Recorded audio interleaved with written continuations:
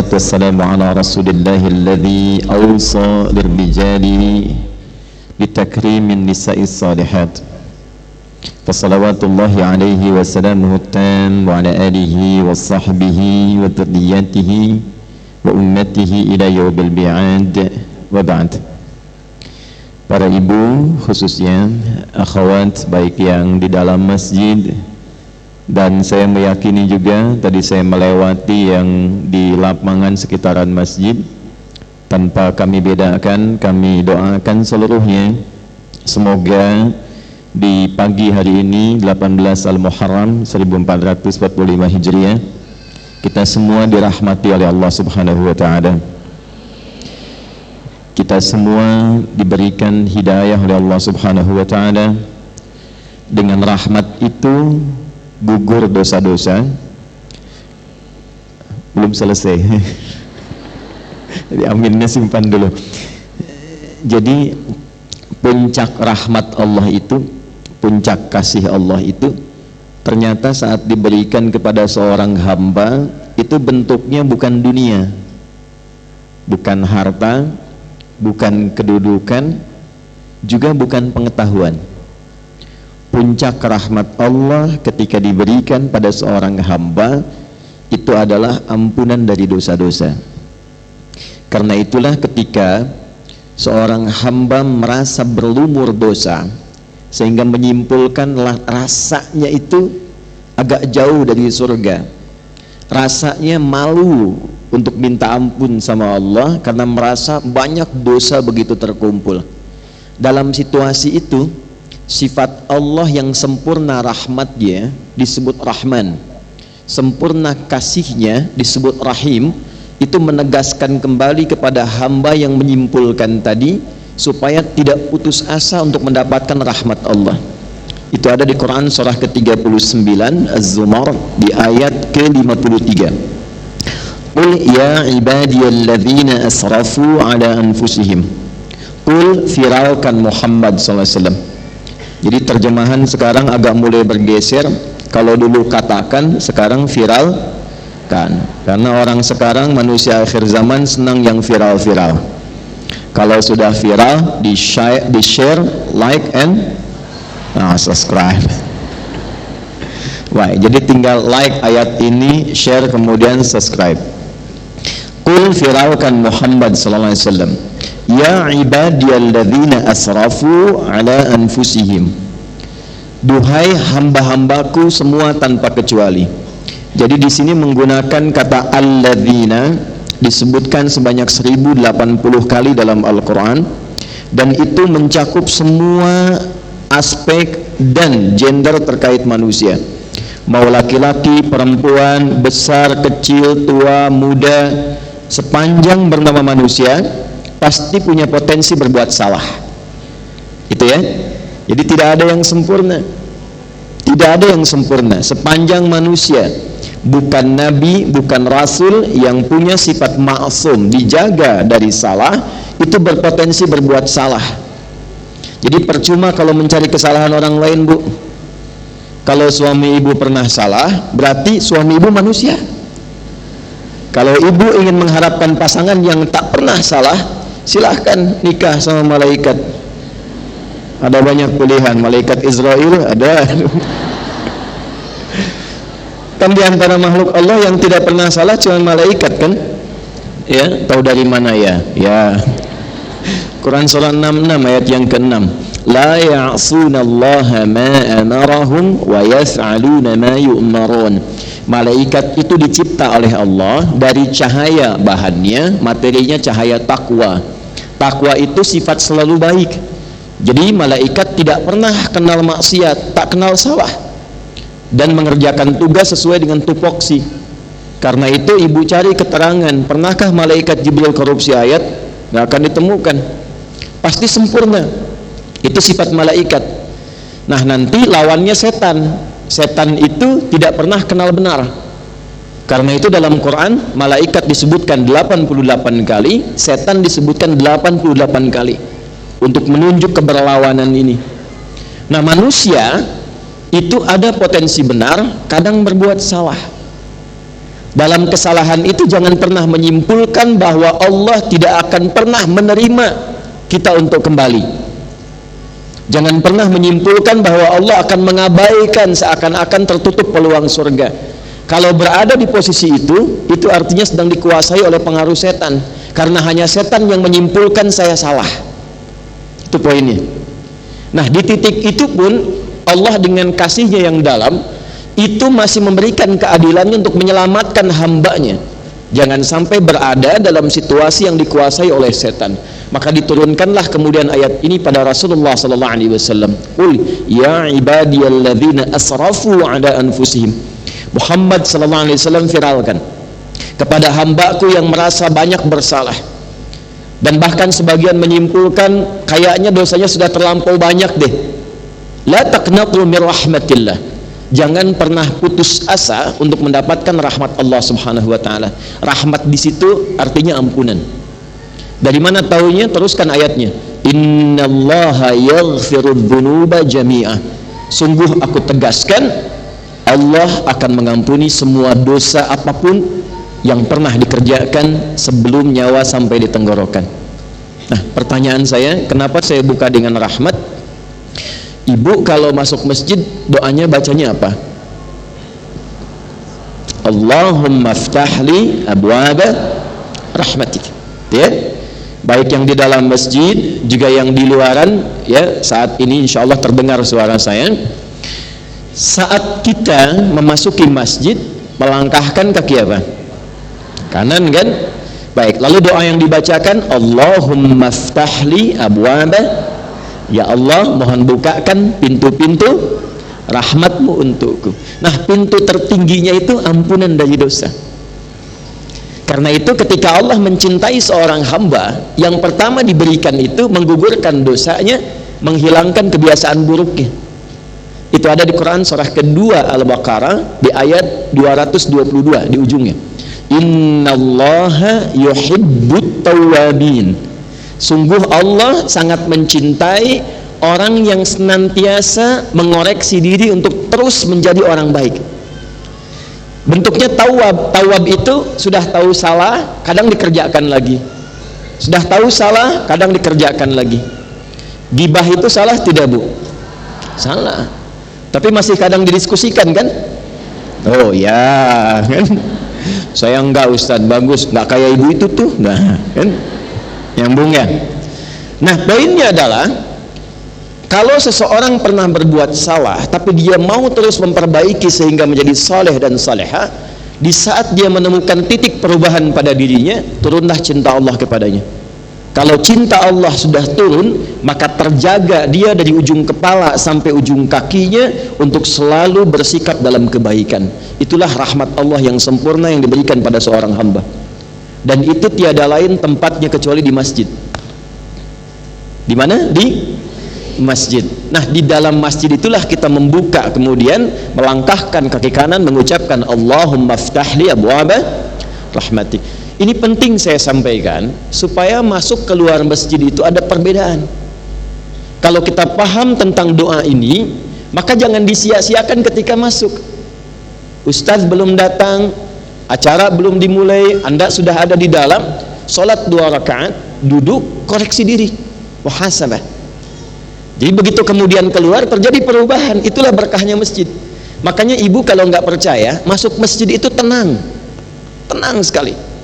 Coba tadi saat masuk kan rasanya beda kan dengan masuk rumah sendiri.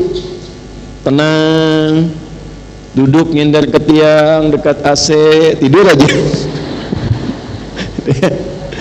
Itu poinnya yang ingin saya katakan, pertemuan ini dan kapanpun ibu memiliki kegiatan di masjid, di pengajian apapun, itu ciri keberhasilannya ketika kembali dari masjid, keluar dari tempat mengaji, terjadi perubahan pada diri kita masing-masing, menjadi lebih baik lagi. Ya, saya selalu pesankan kalau Anda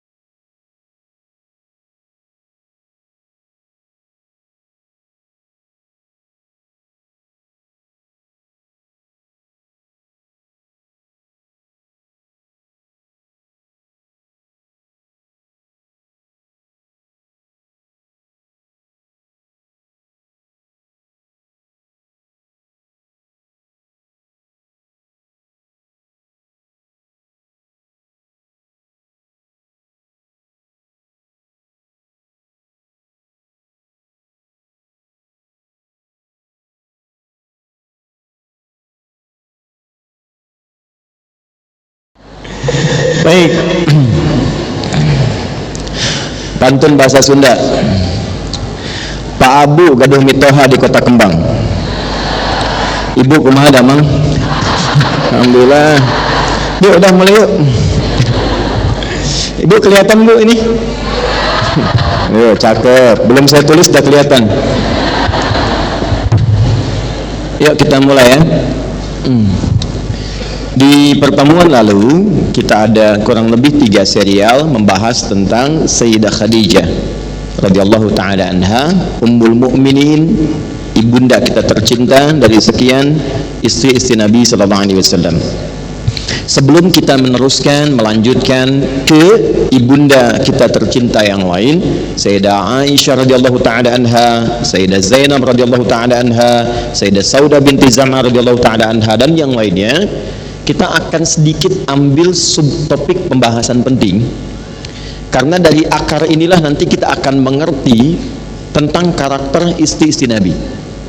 Ya, saya akan ambil poin penting ini dulu tentang fitrah perempuan dalam Al-Quran. Dari situ nanti kita akan tempatkan ibu menjadi perempuan sampai berapa tahun sampai hari ini, apakah sudah mengenal jati dirinya atau belum ketika Allah menciptakannya. Sebagai seorang perempuan ditarik fungsi sebagai seorang anak, nanti sebagai seorang istri, ibu, lantas ke nenek. Nah, nanti dikumpulkan semua itu role modelnya di istri-istri Rasulullah SAW. Itulah sebabnya saya pernah sampaikan kenapa Rasulullah SAW diizinkan oleh Allah menikah lebih daripada 4 istri, dan hanya beliau yang diizinkan karena seluruh istri beliau mewakili karakter-karakter perempuan di muka bumi ini. Ya, jadi kalau ibu nanti sudah selesai dan selesai kita menjabarkan seluruh karakter istri Nabi, Anda cepat simpulkan kira-kira cocok dan sesuainya dengan yang mana. Nanti kita akan bahas, ibu akan temukan. Ada yang suka masak di sini?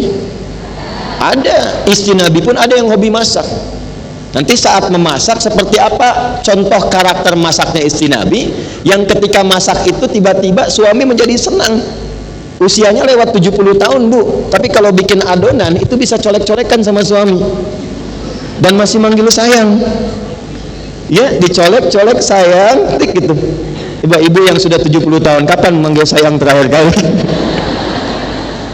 Gitu ya. Itu ada sesuatu yang penting yang bisa dipelajari. Contohnya nanti satu kasus. Ada yang senang fashion, tampilan, busana. Ya, ibu ada yang senang menjahit, kan? Ada yang senang busana, ada nanti role modelnya. Ada yang senang mengordinir pengajian, bahkan sampai ngajar. Ada yang ke situ. Tapi jangan sampai mengordinir pengajian tak paham apa yang dibahas. Nanti babnya pun ada lagi. Nah, mengumpulkan karakter itu hanya bisa dipahami dengan baik kalau ibu secara pribadi mengetahui tentang fitrah penciptaan dirinya. Itu yang coba kita turunkan dalam Al-Quran, seperti apa Allah mendeskripsikan dalam Al-Quran lewat firman-Nya tentang perempuan. Jadi kita jeda sebentar topik tentang istri-istri Nabi, lompat subtopik sekali ini saja tentang fitrah perempuan dalam Al-Quran. Sepakat? Ya, tinggal sepakat ya, kalau tidak saya pulang. Bismillah. Fitrah perempuan dalam Al-Quran.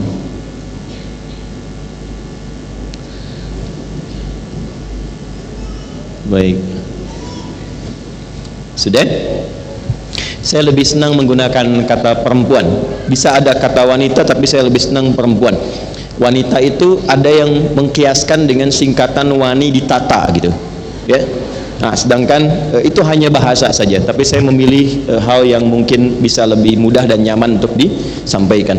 Kadang memilih diksi itu penting, memilih kata itu penting. Di dalam Islam itu ada ilmu namanya balaghah. Di balaghah itu ada 3 cabang ilmu lagi, ilmu ma'ani, ilmu bayan, ilmu badi'ah. Ma'ani itu seni memilih kata. Kadang-kadang yang disampaikan benar, tapi diksinya itu menyinggung, maka pesannya pun tidak akan sampai dengan baik. Ya, fitrah perempuan dalam Al-Quran. Catat suratnya. Saya hari ini bawa kitab khusus untuk saya tunjukkan Saya tadi di jalan sempat beberapa hadis saya turunkan. Nanti catatannya insya Allah saya teruskan ke Sab Muslimah supaya setiap ibu dapat kesimpulan intisarinya ya. 1. Bismillah. Quran surah kedua dulu ayat 35. Nanti saya bacakan ulang. Kedua, Quran surah ke-31 ayat ke-20. Maaf, surah ke-20 30 ayat 21. Surah ke-30 Ar-Rum ayat 21. 3. Quran surah ke-4 An-Nisa ayat 1. 4. Quran surah ke-7 Al-A'raf ayat 189. Terakhir 5, kita ambil 5 saja. Quran surah ke-49 ayat 13. Saya ulangi. Pertama, Quran surah kedua Al-Baqarah ayat 35. 2. Quran surah 30 Ar-Rum ayat 21. 3. Quran surah keempat An-Nisa ayat yang pertama. 4. Quran surah 7 Al-A'raf ayat 189. 5. Quran surah ke-49 Al-Hujurat ayat ke-13. Sudah? Baik, nanti hadisnya saya susulkan. Baik, kita mulai dengan bahasan pertama. Bismillahirrahmanirrahim. Quran surah kedua Al-Baqarah di ayat ke-35. Sudah ya? Wa qulna ya adamuskun anta wa zawjukal jannah. Ada ayatnya? Wa kula minha ragadan haitsu syi'tuma wa la taqraba hadhihi syajarata fatakuna minadh dhalimin. Tolong di highlight pada kalimat wa qulna ya adamuskun anta wa zawjukal jannah. Oke. Wa qulna ya adamuskun anta wa zawjukal jannah. Nah ini saya kotaki ya, pelan-pelan. Saat mula Nabi Adam alaihissalam dicipta oleh Allah Subhanahu wa taala sebagai manusia untuk membedakan dengan malaikat dan jin yang telah tercipta sebelumnya. Tolong fokus, kajian kita ini agak serius karena saya ingin menyampaikan berupa ilmu, bukan yang lain. Jin, malaikat itu sudah lebih dulu dicipta oleh Allah sebelum hadirnya manusia. Dalilnya di Quran surah ke-15 Al-Hijr di ayat ke-27 itu tentang jin, 28-nya manusia. Wal janna khalaqnahu min qablu min naris samum. Sedangkan jin dicipta sebelum penciptaan manusia, bahan dasarnya berbeda dari api yang menyala-nyala. Jelas. Kemudian ayat 28-nya wa idz qala rabbuka lil malaikati inni khaliqum basyara min salsalim min hama'im masnun. Setelah malaikat itu hadir sebelum jin, jin ada baru dicipta manusia. Disebutkan dengan nama Bashar. Tolong highlight ini, namanya Bashar. 35 kali kalimat ini disebutkan dalam Al-Quran. Bashar. Setiap hari Jumat kita diminta merenungkan sifat Bashar ini sepekan sekali. Di surat Al-Kahf ayat 110 yang terakhir, Qul innama ana basyarum mithlukum. Sudah. Nah, manusia pertama yang dicipta ini lantas diberi nama oleh Allah dengan nama Adam. Jelas? Baik, nama Adam pertama disebutkan di Quran surah kedua ayat 31. Wa 'allama Adamal asma'a kullaha. Ini manusia pertama diberi nama siapa? Adam. Adam. Adam saja ya, tidak pakai tambahan. Bukan Adam Jordan atau Adam Philip yang lain-lain, Adam saja. Sudah? Baik, ini nama yang mewakili dari materi penciptaan. Min adimil ardi asalnya. Adimil ardi maksudnya bagian dari lapisan tanah. Yaitu bedanya dengan jin yang dicipta dari api yang menyala, kemudian malaikat dicipta dari cahaya. Sedangkan Adam dicipta dari apa? Bagian lapisan tanah. Ini penting diketahui. Nanti kalau lain waktu kita ngaji lagi tentang manusia, kita akan terangkan sifat tanah yang melekat pada manusia. Ya, ada yang bersih, ada yang bercampur, yang kotor dan sebagainya. Itu kita simpan dulu. Ini baru ketemu Adamnya. Adam laki-laki perempuan.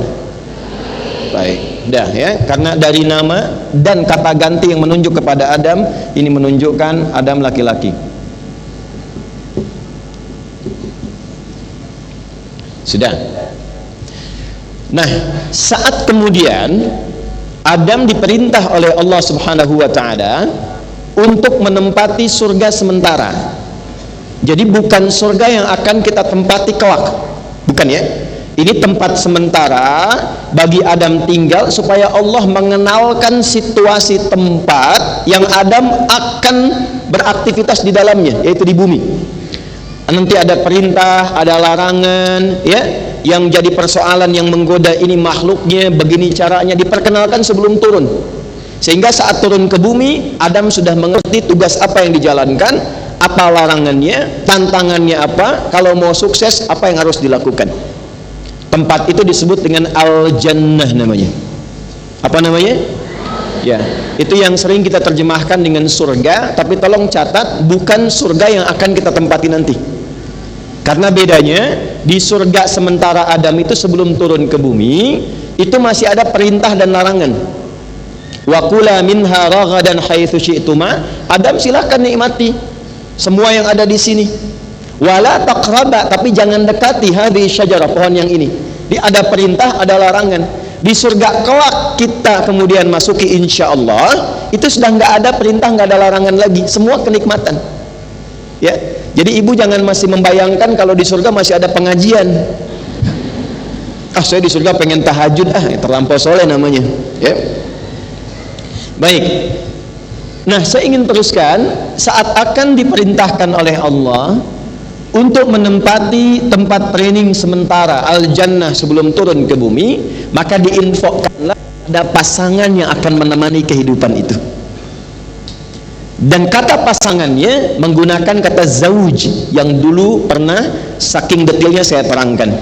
Wa qulna ya adamus kun anta wa zaujukal jannah. Ini saya kotaki. Wa qulna, kenapa saya tidak kotaki ini? Karena saya akan tunjukkan betapa tinggi dan istimewanya perintah ini. Dan demi keagunganku, sedikit kita belajar bahasa Arab, Bu. Kalau kita baca Al-Quran, ada kalimat begini ujungnya, na panjang. Dan kata gantinya kalau kembali kepada Allah, misal inna anzalnahu fi lailatil qadr, kan pakai na panjangnya, itu disebut namanya ta'zimun nafsi li ta'zimi sya'ni. Kalau bahasa bebasnya, informasi yang disampaikan itu begitu penting, sampai saking pentingnya Allah menyampaikan itu dengan menunjukkan keagungan zatnya. Menerjemahkannya, hei, demi keagunganku, aku sampaikan ini yang begitu penting untukmu. Jadi kalau ibu temukan di Quran ngaji ada kalimatnya na, artinya informasi yang disampaikan begitu penting, tidak biasa dan istimewa. Saya ingin tekankan, ketika Allah menyebutkan kata zauj di sini dan sakinah, itu memberikan kesan bahwa kehidupan sakinah dan keberpasangan itu sesuatu yang istimewa, sesuatu yang tidak biasa. Ini poinnya. Di dalamnya ada laki-laki, di dalamnya ada perempuan. Pemahaman yang kedua, ketika Allah menciptakan Adam laki-laki, menciptakan perempuan yang kelak nanti kita kenal dengan nama Hawa, nanti saya kisahkan, itu pun memberikan kesan istimewa. Jadi jangan ibu simpulkan bahwa maaf cuma laki-laki yang istimewa. Tidak, perempuan juga istimewa. Saking istimewanya digunakan oleh Allah ta'zimun nafsi, keagungan dirinya untuk menunjukkan keistimewaan penciptaannya. Karena terkait perempuan yang kita bahas, saya khususkan pada aspek fitrah perempuan saja. Maka di titik pertama ini saya ingin tekankan, ketika Allah kemudian memilih kelahiran dari rahim seorang ibu, keluar misalnya laki-laki, keluar perempuan, maka jangan banyak mengeluhkan apapun, karena apa yang telah Allah tetapkan itu istimewa untuk kehidupan kita. Jelas? Lahir perempuan, alhamdulillah. Lahir laki-laki, alhamdulillah. Nanti saat masuk materi kehidupan rumah tangga, saya akan bahas lebih jauh. Tapi singkatnya begini, kalau terlahir satu anak dengan gender apapun yang dilahirkan, itu pasti membawa sifat khusus untuk melengkapi kebahagiaan di rumah tangga. Karena itu tidak ada satu pun anak itu yang sifatnya sama, pasti beda. Ibu boleh cek deh, ada 5 anak, itu kelima-limanya pasti beda karakternya. Jangan merasa akan disamakan, tidak. Dan setiap anak itu dia akan membawa karakter yang menyempurnakan kekurangan di ayah ibunya, plus menyempurnakan kebahagiaan di keluarga besarnya. Jadi kalau suami kurang, disempurnakannya oleh istri. Istri kurang, disempurnakannya oleh suami. Suami istri kurang, yang menyempurnakan siapa? Sifat anak-anak. Sifat anak-anak. Makanya berbahagialah ibu kalau ada anak aktif misalnya. Sebab kalau dia diam saja, nggak akan keluar karakter ibu. Kreativitasnya nggak akan muncul. Nah, sini Alex, sini ke mama. Diem aja. Ya, pasti anak 1, anak 2, anak 3 itu punya karakter khusus yang menyempurnakan keadaan orang tuanya. Yang dahsyat, kadang dia menjadi landasan kebahagiaan untuk mewujudkan harapan kedua orang tuanya. Orang tuanya udah nabung, nggak mampu lama, anaknya divonis bahkan secara medis tidak ideal, ya. Tapi ternyata Allah anugerahkan cepat dia menghafal Quran dan haji kedua orang tuanya justru karena dari anak yang dianggap cacat itu. Makanya hati-hati ya. Maka wazaujuka, ini Adam, yang ini zauj menunjuk kepada pasangannya, perempuan. Namanya belum kita sebutkan. Sudah? Kesimpulan pertama, saat Allah menciptakan perempuan sebagai pasangan Adam alaihissalam, memberikan kesan yang pertama bahwa perempuan dicipta dalam keadaan istimewa. Jelas? Jadi berbahagialah ibu, bersyukurlah ibu diciptakan oleh Allah sebagai seorang perempuan, karena ada keistimewaan yang Allah titipkan hanya pada ibu, bukan pada yang lain. Itu yang kemudian penting untuk diketahui setelahnya. Itu dulu satu. Plus kalau berharap-harap kemudian menikah dengan suami berusaha ikhtiar pengen punya anak laki-laki, ternyata lahir perempuan. Dan nikmat anak ini unik. Pengen cepat, lambat. Pengen lambat, cepat. Padahal marahan kan, tapi hamil lagi gitu kan. Tuh. Kemudian pengen laki-laki, perempuan. Pengen perempuan, lahir laki-laki. Jadi ketika yang diharapkan laki-laki, lahir perempuan, jangan langsung disimpulkan, ah ya Allah, saya kan berharapnya ini, punya rencana ini. Ketika rencana ibu ternyata berbeda dengan rencana Allah, ikutkan rencana ibu pada rencana Allah. Itulah yang dialami Hannah saat mengandung, berharap lahir laki-laki, ternyata yang lahir perempuan, Maryam. Itu ada di Quran surah ketiga Ali Imran di ayat ke-36. Falamma wada'atha qalat rabbi inni wada'tuha untha. Ketika Hannah lahiran, lahir perempuan. Padahal dengan Imran suaminya itu doanya panjang, pengen laki-laki, pengen laki-laki, sampai mohon maaf sebelum Maryam lahir itu Imran meninggal. Jadi Imran itu tidak menyaksikan kelahiran Maryam. Begitu kemudian lahiran, lahir perempuan. Kata ibunda Maryam, ya, Sayyidah Hannah, ya, rahimahullah, beliau berkata, ya Allah, kok perempuan ya? Maksudnya saya menyiapkan garis laki-laki supaya mewarisi sifat-sifat ayahnya, meneruskan kemudian misinya, lahirnya perempuan. Apa jawaban Allah? Ibu tolong garis bawah ya. Wallahu a'lamu bima wada'at wa laysa dzakaru kal untha. aku lebih tahu keistimewaan dan hikmah kelahiran bayi ini, dan tidak sama keistimewaan laki-laki dengan perempuan. Perempuan pun ada keistimewaan yang tidak dimiliki laki-laki. Itu poinnya. Ayat ini adalah pembuktian bahwa Islam melalui Al-Quran mengangkat derajat perempuan. Jadi sebelum ada isu-isu di luar tentang gender, tentang perempuan dihormati, dihargai, Islam itu sudah menempatkan sesuai fitrahnya. Jadi ibu, maksud saya, cukuplah ibu ngaji Quran, ngaji hadis, ibu terhormat. Dan yang menempatkan itu Allah. Karena saya melihat aktivis perempuan kekinian itu lebih mengambil teori-teori yang justru dalam teori itu merendahkan derajat perempuan yang sudah Allah tinggikan. Allah sudah bilang, saya membuat keadilan, datang kesetaraan. Setara itu tidak akan pernah adil, Bu, karena adil itu tidak harus setara.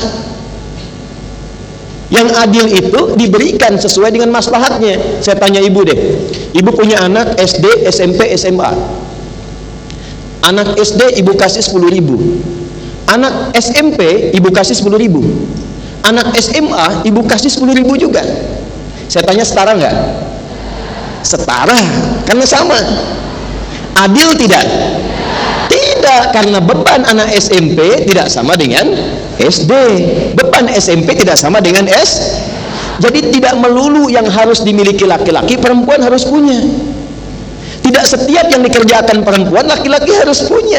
Jadi adil itu tidak harus setara. Problemnya setara, yang dibawa itu kesetaraan, bukan keadilannya. Jelas sampai sini? Oke, jadi saya ingin berikan motivasi bangga dulu sebagai apa? Perempuan. Nanti di pengajian bapak-bapak saya akan sampaikan bangga sebagai laki. Supaya adil. Nah, maaf ya, saya agak semangat. Maksud saya itu supaya betul-betul optimis. Karena saya perhatikan sekarang sudah jadi perempuan pengen jadi laki-laki.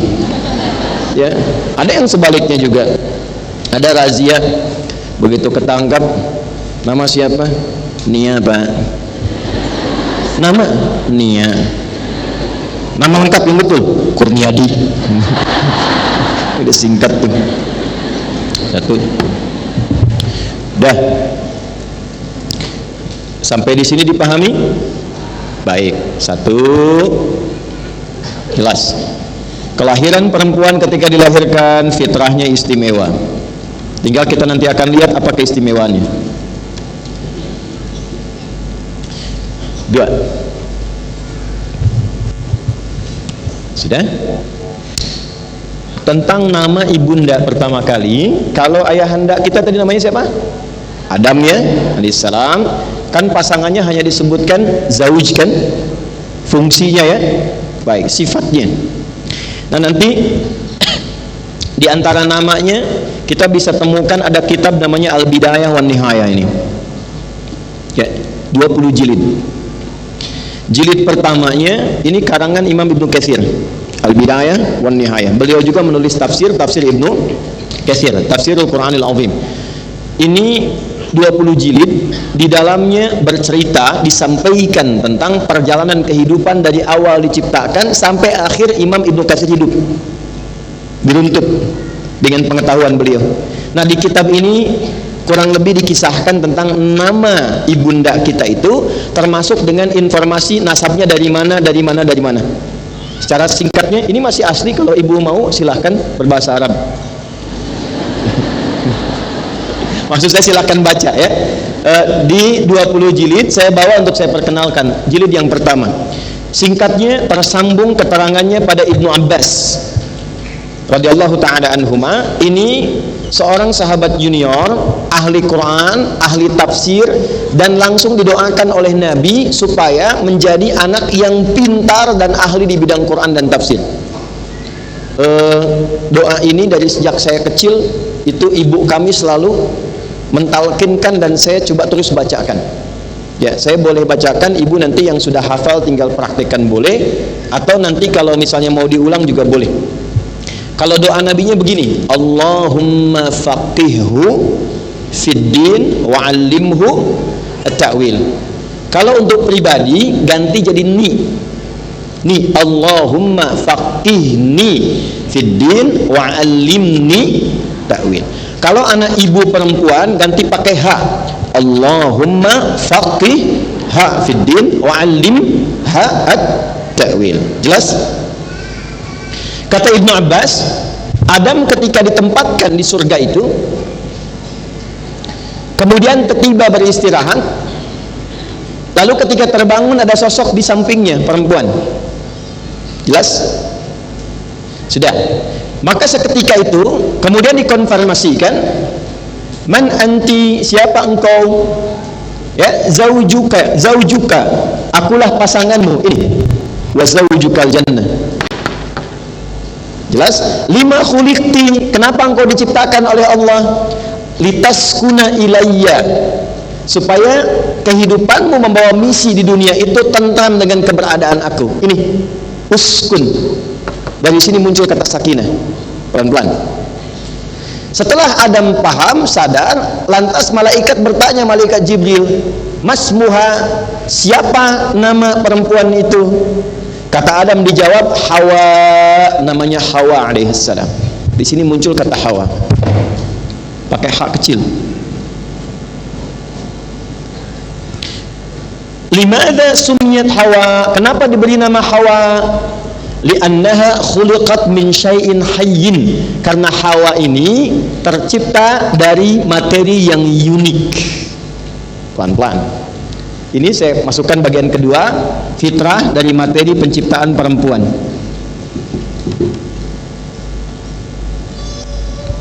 Catat hadisnya, Bu.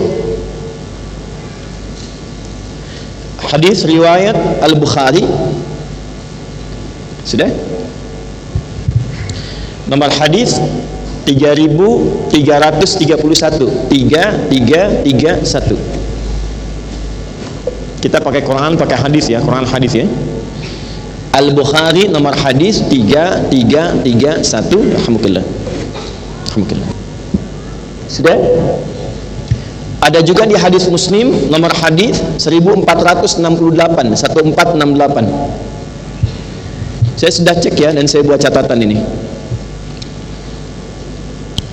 Yang meriwayatkan namanya sahabat Abu Hurairah radhiyallahu taala anhu. Sudah? Qala Nabi sallallahu alaihi wasallam, dari Nabi sallallahu alaihi wasallam, pelan-pelan, istausu bin nisa'i, dalam riwayat lain khaira. Duhai para suami, ini sebetulnya untuk pengajian para ayah, tapi tidak ada masalah. Duhai para suami, perlakukanlah istrimu dengan perlakuan yang terbaik. Fa innahunna khuliqat min dila'in. Ini poinnya. Karena istri-istri itu, perempuan-perempuan itu tercipta dari dila'in, bagian dari tulang rusuk. Kata kiasannya, tulang rusuk. Ada yang menafsirkan bagian dari tulang dada, dila. Pelan-pelan. Yang ingin kita bahas nanti maknanya. Ya. Wa inna a'waja syai'in fi dhila'in a'lahu. Tapi kadang-kadang di bagian ini yang paling rumit itu bagian atasnya, kata Nabi. Fa in dhahabta tuqimuhu kasartahu. Sebab ada kondisi yang kadang bengkok, kalau engkau ingin luruskan itu pasti akan patah. Pelan-pelan. Fa in taraktahu la yazalu a'waja. Tapi kalau engkau diamkan tetap saja bengkok. Karena itu di ujungnya istausu bin nisa, yang paling gampang pahami aja istrimu. Pahami istrimu, sudah. Itu kalimat Nabi yang terakhir. Ibu bisa nangkap nggak maksudnya apa? Nah, pelan-pelan ya, nanti kita gali. Ini dulu 2. Sudah? Nah, sekarang kita akan baru merasakan kenyamanan dan kenikmatan membahas ayat ini ketika ditafsir di ayat-ayat lain. Baru ibu dapat karakternya. Dari 2 ini kita turunkan cepat, pindah ke Quran surah ke 49 ayat 13. Kalau 4 dulu. Ya, sudah.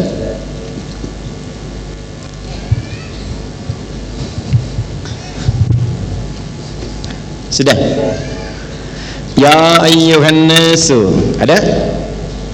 Inna khalaqnakum min dzakarin wa untha, ada? Ya ayyuhan nasu, hai semua manusia yang tercipta. Kalau disebut An-Nas itu menjangkau semuanya, semua jenis manusia yang hadir di muka bumi. Inna khalaqnakum, ada anak lagi panjang.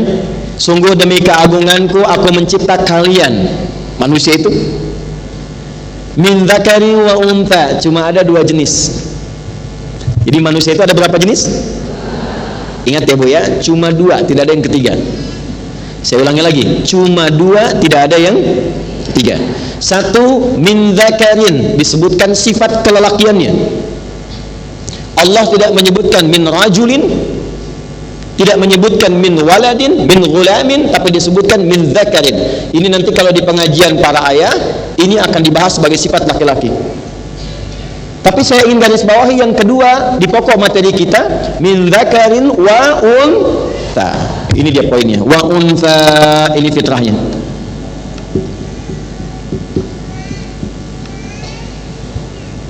Dari kata anutha.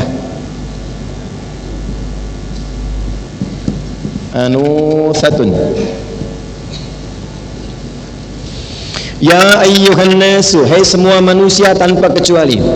Inna khalaqnakum, demi keagunganku aku ciptakan kalian semua min dzakarin, ada yang punya sifat kelelakian yang istimewa, wa untha, ada sifat istimewa yang hanya melekat pada perempuan. Pelan-pelan. Nah, ketika Allah menyebutkan yang pertama, aku tidak ciptakan manusia dengan main-main. Kalaupun lahir perempuan dia begitu istimewa yang tidak sama dengan laki-laki. Sekarang kita akan detilkan sehingga ibu kenal apa keistimewaannya. Satu, perempuan itu disifati oleh Quran punya sifat anuthah atau dikenal dengan untha. Gabungan dari sifat anuthah itu disebut dengan untha namanya. Bukan unta, untha pakai tha. Apa itu untha? Satu, sesuatu yang terlihat indah dan lembut. Indah, lembut.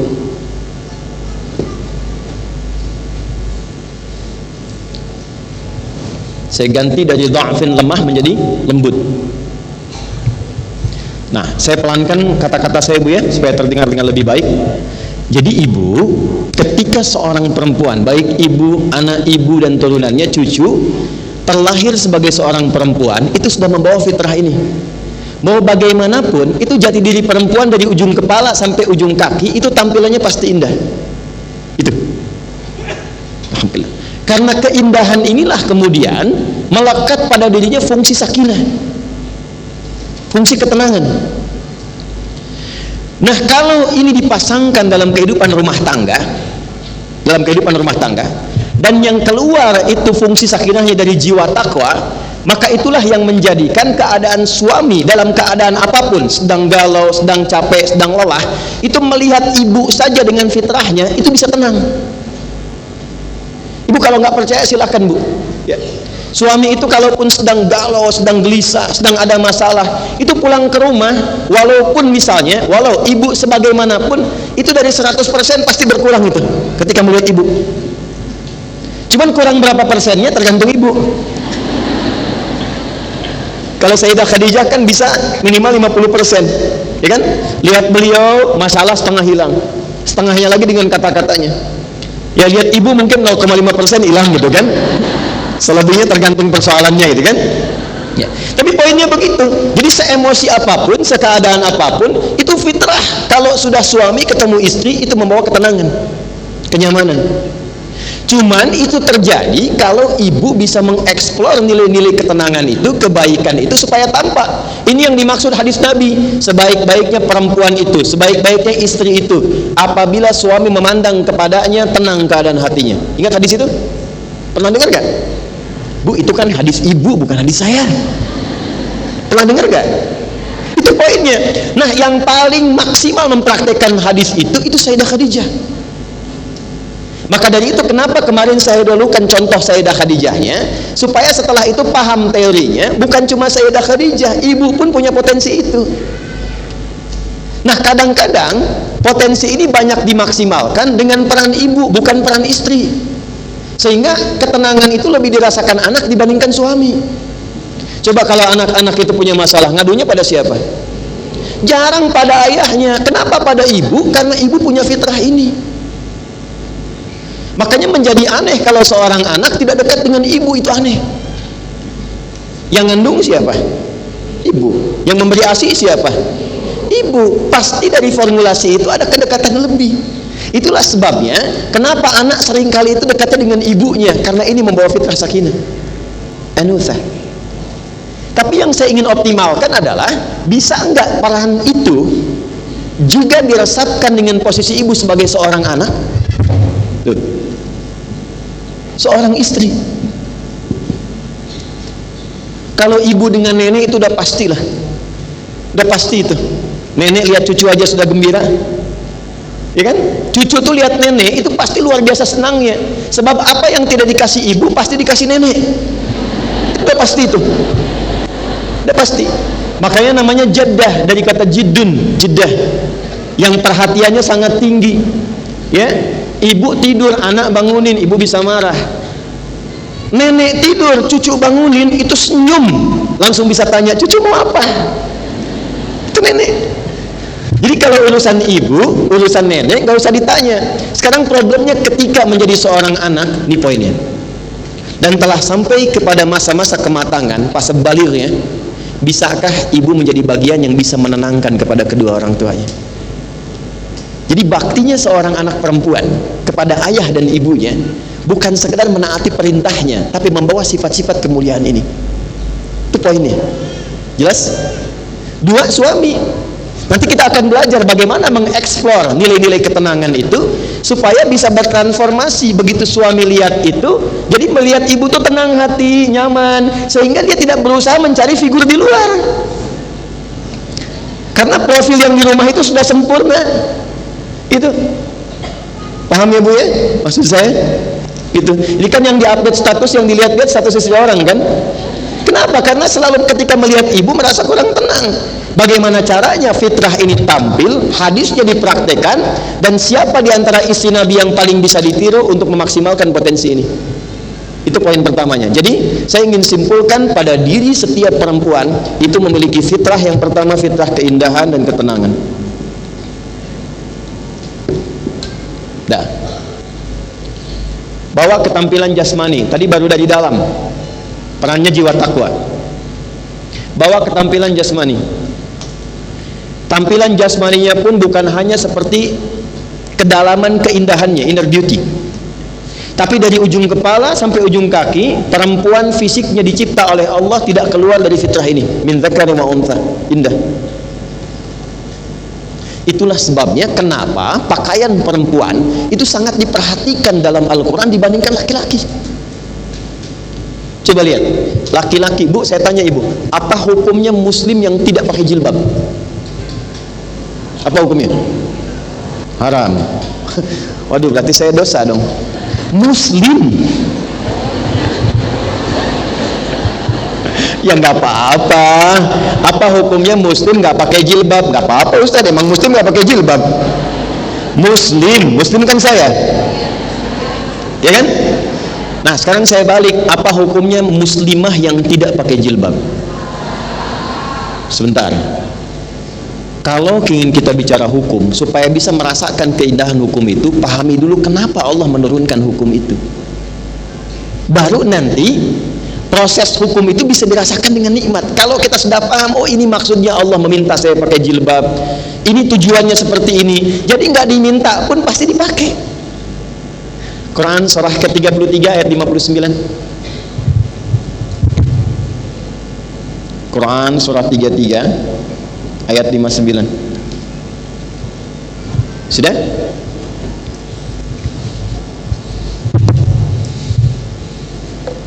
Pelan-pelan ya Bu ya. Ini nggak apa-apa. Kalau yang penjelasan pertama ini bikin ngantuk, bosan nggak apa-apa. Karena ini memang paling serius. Dan setan tidak senang yang serius-serius karena ini akan merubah ibu. Itu. Tapi pada yang ringan, yang ketawa, setannya juga santai gitu. Sehingga yang nangkap itu yang dibawa pulang nanti. Ya. Pelan-pelan. Sudah? Quran surah 33 ayat 59 ada? Ini saking pentingnya, istimewanya tampilan fisik perempuan. ayatnya cuma diturunkan untuk perempuan, tidak laki-laki. Sebab kalau tidak kemudian ini digunakan, keindahan perempuan ini akan menjadi rusak dan membahayakan dirinya.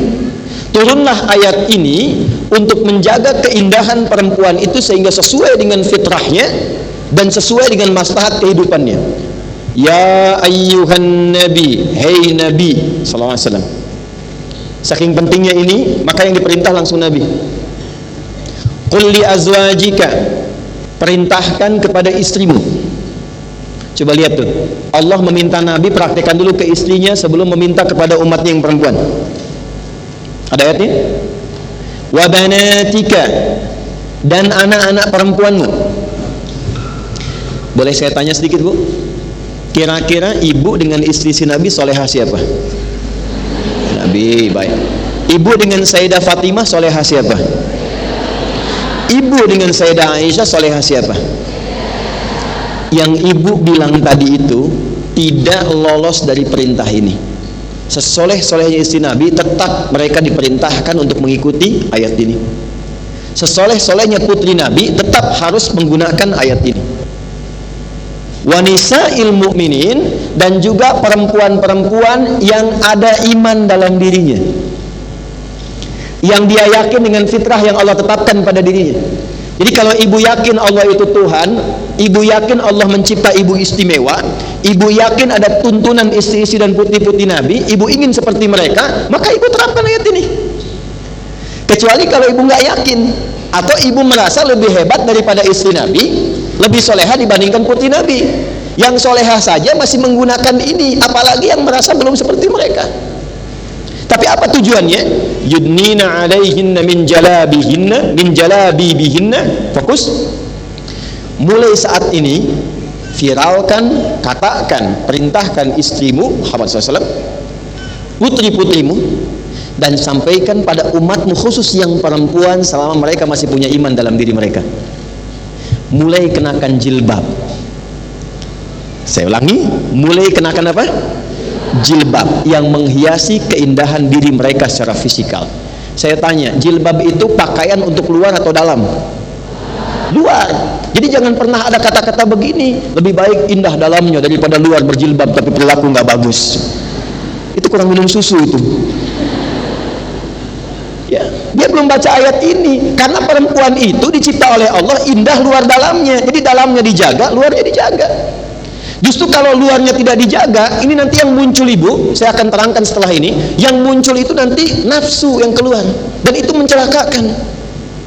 Karena itulah ayatnya dilanjutkan, asa ayyurafna fala yu'dzaina. Kenapa aku minta perempuan itu berjilbab, kata Allah? Satu, asa ayyurafna, supaya aku tetapkan kepada semua laki-laki untuk mengenal bahwa inilah perempuan yang istimewa itu.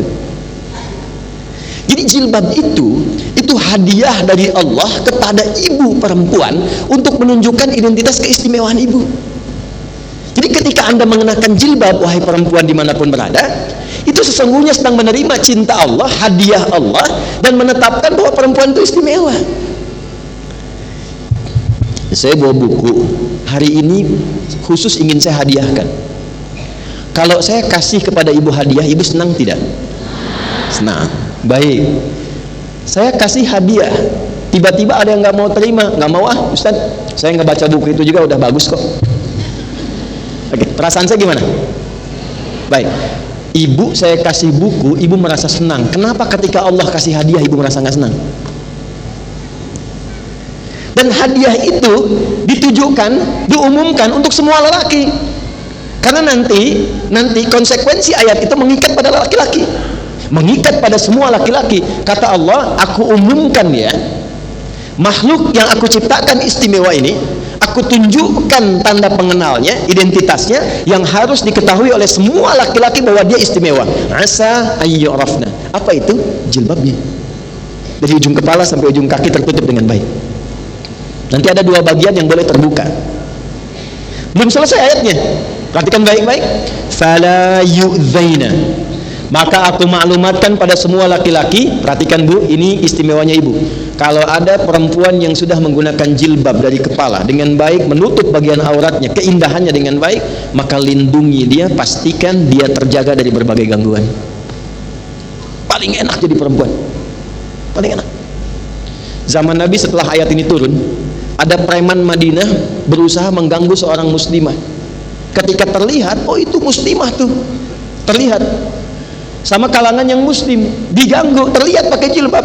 Itu seketika fungsi ayat ini berlaku, datang mereka membebaskan perempuan itu dari gangguan dan dijaga sampai aman.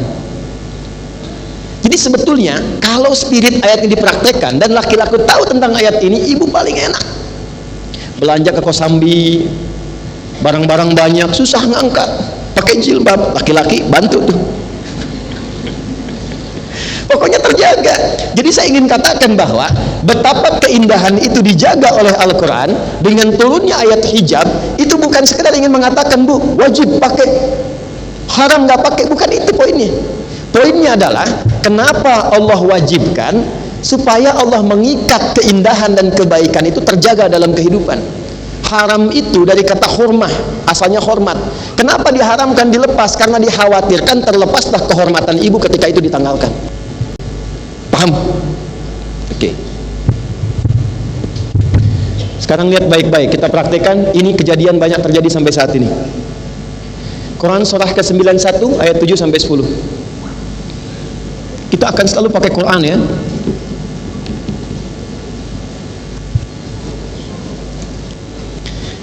Saya terlalu cepat? Ya, saya terlalu keras? Maaf Bu ya, kalau intonasi saya ditekankan, artinya memang ada sesuatu yang penting dan ada fenomena di luar itu yang kadang belum terbaca ini, sehingga kadang gemes gitu ya. Apa bahasa Rusianya itu? Kehul. Ya. Sudah? Nah, yuk. Ini materi sangat penting. Yang kedua ini, dan ini tidak semua orang bisa mengkaji itu. Dan ini bagian rahasia yang hanya kita buka antara kita saja hari ini ya. Perhatikan, wa nafsi wa ma sawaha fa alhamaha fujuraha wa qad aflaha man wa qad khaba man. Tolong ibu garis bawahi ayat 7 sampai 8 dulu. Wa nafsi wa ma. Dah gini ya, lihat sini Bu. Ini nafs bagi 2. Sudah? Dan demi jiwa manusia yang aku ciptakan sempurna. Saya ulang. Dan demi jiwa manusia yang aku ciptakan sempurna. Ini sumber kehidupan. Fa'alhamaha fujuraha wa taqwaha. Di dalam jiwa itu ada 2 potensi, 2 kecenderungan. Satu, apa yang disebut potensi takwa, semua sumber kebaikan. Di jiwa takwa. Sudah? Di sini inti semua kebaikan. Jujur, tenang, rendah hati, sabar, di sini semua. Prakteknya nanti bagaimana? Ibu ingin mempraktekkan sifat ketenangan tadi supaya muncul sakinah. Suami lihat, suami terikat, suami nyaman, suami tenang dan terjaga dalam rumah tangga. Ini yang harus diekspor di sini. Tapi ini punya lawan. Namanya fujur, yang sering kita sebut dengan nafsu. Fujuraha wa taqwaha. Jadi kalau di sini ada jujur, di sini ada dusta. Awas hati-hati. Di sini ada rendah hati, di sini ada sombong. Kalau semua dari tubuh kita sumbernya dari sifat fujur, maka yang keluar perbuatan buruk.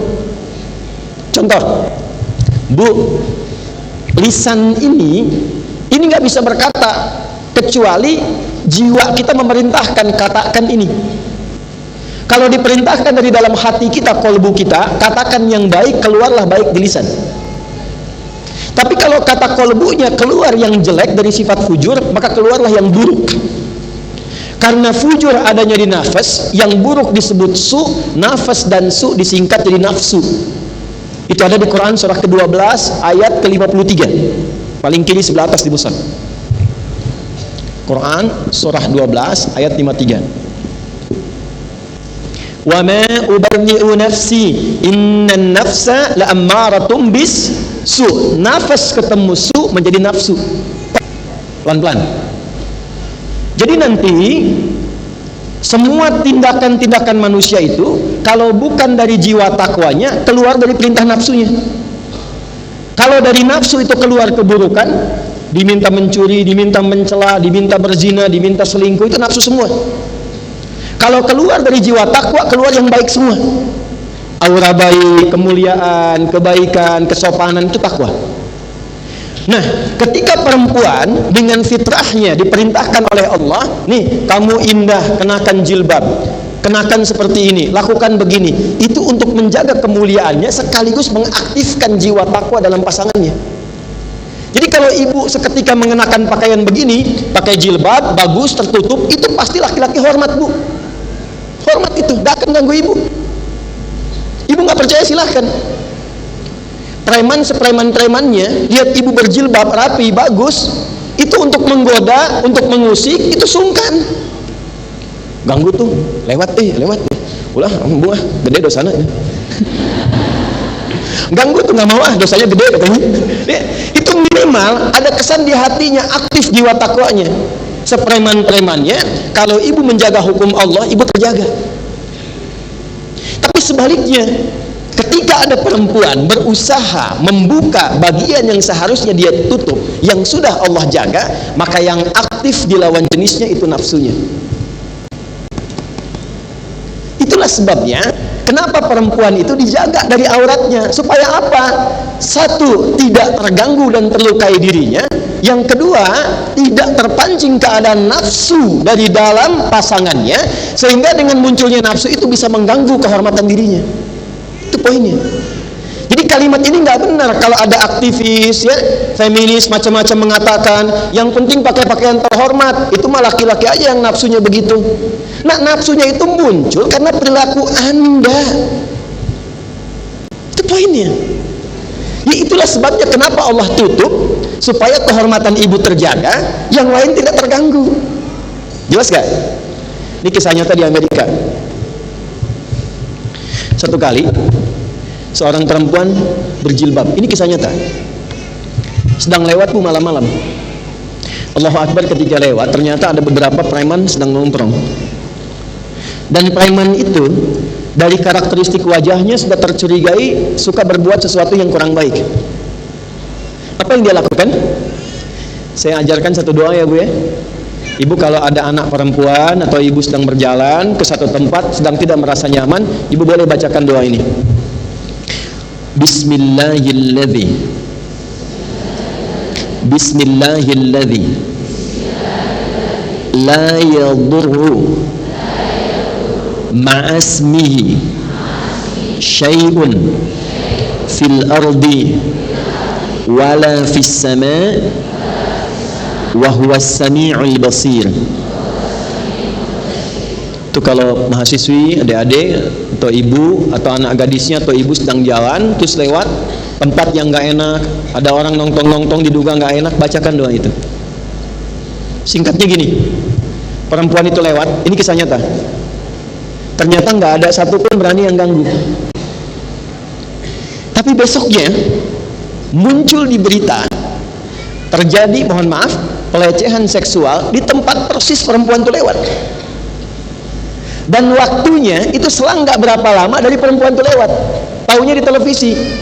Di seperempuan ini begitu lewat, begitu lihat TV besoknya, dia melihat, oh ini kan tempat saya malam lewat tadi. Terus waktunya nggak berjauhan, begitu beliau telah lewat tadi, setelah sekian ya waktu, itu terjadi peristiwa itu. Maka secara singkat pelakunya itu karena terduga, terlihat kan lewat CCTV, ada beberapa keadaan ditangkap, tapi untuk memastikan harus ada saksi. Maka datanglah perempuan berhijab ini ke kantor kepolisian mengkonfirmasi. Ketika kemudian diperlihatkan, betul, itu juga yang saya lihat ketika saya melewati tempat itu. Penasaran setelah itu, maka dia datangi pelaku tadi, dia tanya perempuan ini, saya mau tanya pada Anda, kan sebelum perempuan yang Anda lecehkan itu lewat, saya akan lewat, kenapa Anda nggak lecehkan saya? Apa jawab preman-preman tadi? Mereka katakan, kami tidak berani melecehkan Anda, Kenapa? Karena saat Anda lewat tadi, di samping Anda itu ada pria-pria berbadan besar yang selalu menjaga Anda saat lewat. Ini kisah nyata. Kisah nyata. Dan ini janji Allah di surah Fussilat. Ketika seorang hamba istiqomah mendekat kepada Allah, Allah turunkan malaikat untuk menjaganya.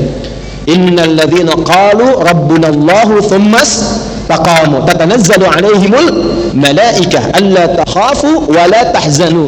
Orang yang istiqomah mendekat karena Allah, mengerjakan sesuatu karena Allah, ibu berjilbab karena Allah, Allah kasih hadiah, ibu ingin pakai karena Allah, saya gunakan karena Allah. Kata Allah, siapapun hambaku yang melakukan segala hal karena aku turunkan malaikat khusus untuk menjaga dia selama dalam kehidupannya. Itu poinnya. Lalu ditanya lagi, kenapa perempuan yang itu engkau lecehkan? Karena dia menggunakan tampilan yang begitu menggoda. Tuh.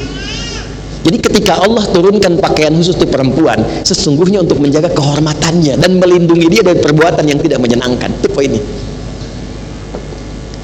Ya, jelas ya? Ibu kenapa haru begini? Maaf ya Bu ya. Mohon maaf. Tuh.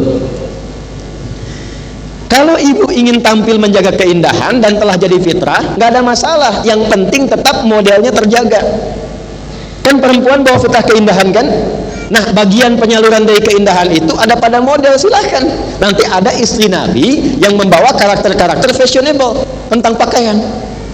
Silahkan, mau misalnya pakai pakaian-pakaian yang warna hitam, boleh. Warna putih, boleh.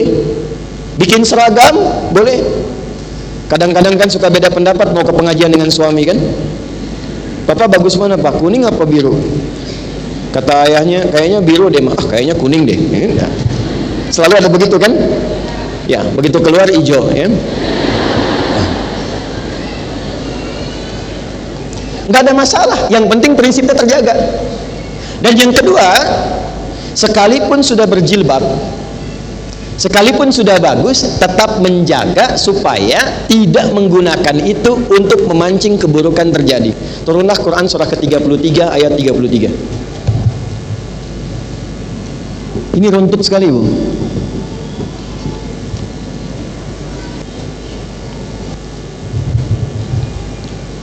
Sudah?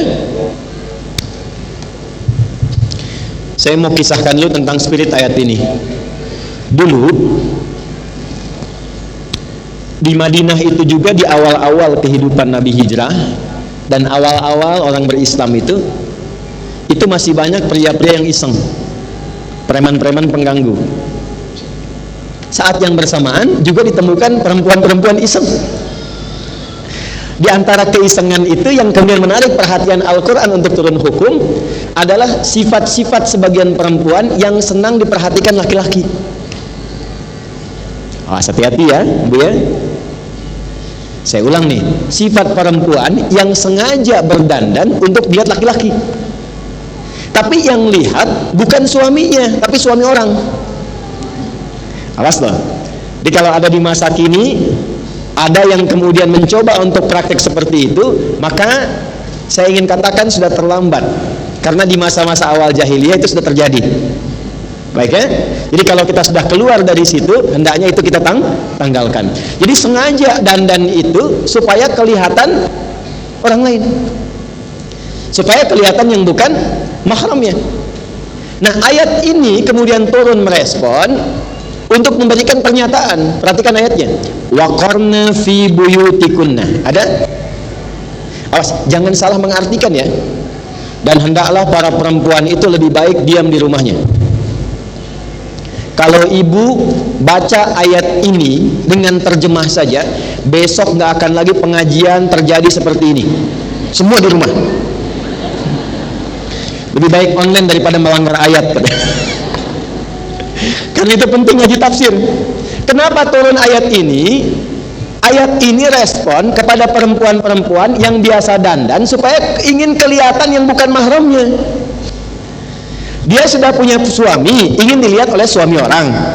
Dia belum bersuami, tapi ingin dilihat oleh yang bukan mahramnya, yang terlihat hal yang nggak boleh dilihat.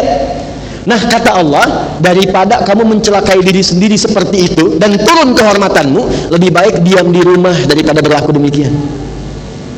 Ikhlas? Sekarang nggak keluar rumah udah bikin status, ceplik foto. Ih, masa ini nih, ini bahaya nih. Dan itu ada hadis-hadisnya di Nabi itu tentang itu. Sudah? Awas, hati-hati ya. Daripada Anda menggunakan model walaupun berjilbab bagus, tapi niatnya bukan karena Allah, niatnya hanya untuk keluar supaya diperhatikan orang di luar rumah yang bukan mahramnya. Kalau bahasa kitanya begini, daripada berhijab-hijabnya syar'i tapi pengen dilihat yang bukan mahram, lebih baik diam di rumah pakai daster dilihat suami. Paham? Jadi bagian kedua pun, walaupun pakai jilbab sudah bagus terjaga, tetap niatnya lakukan karena siapa?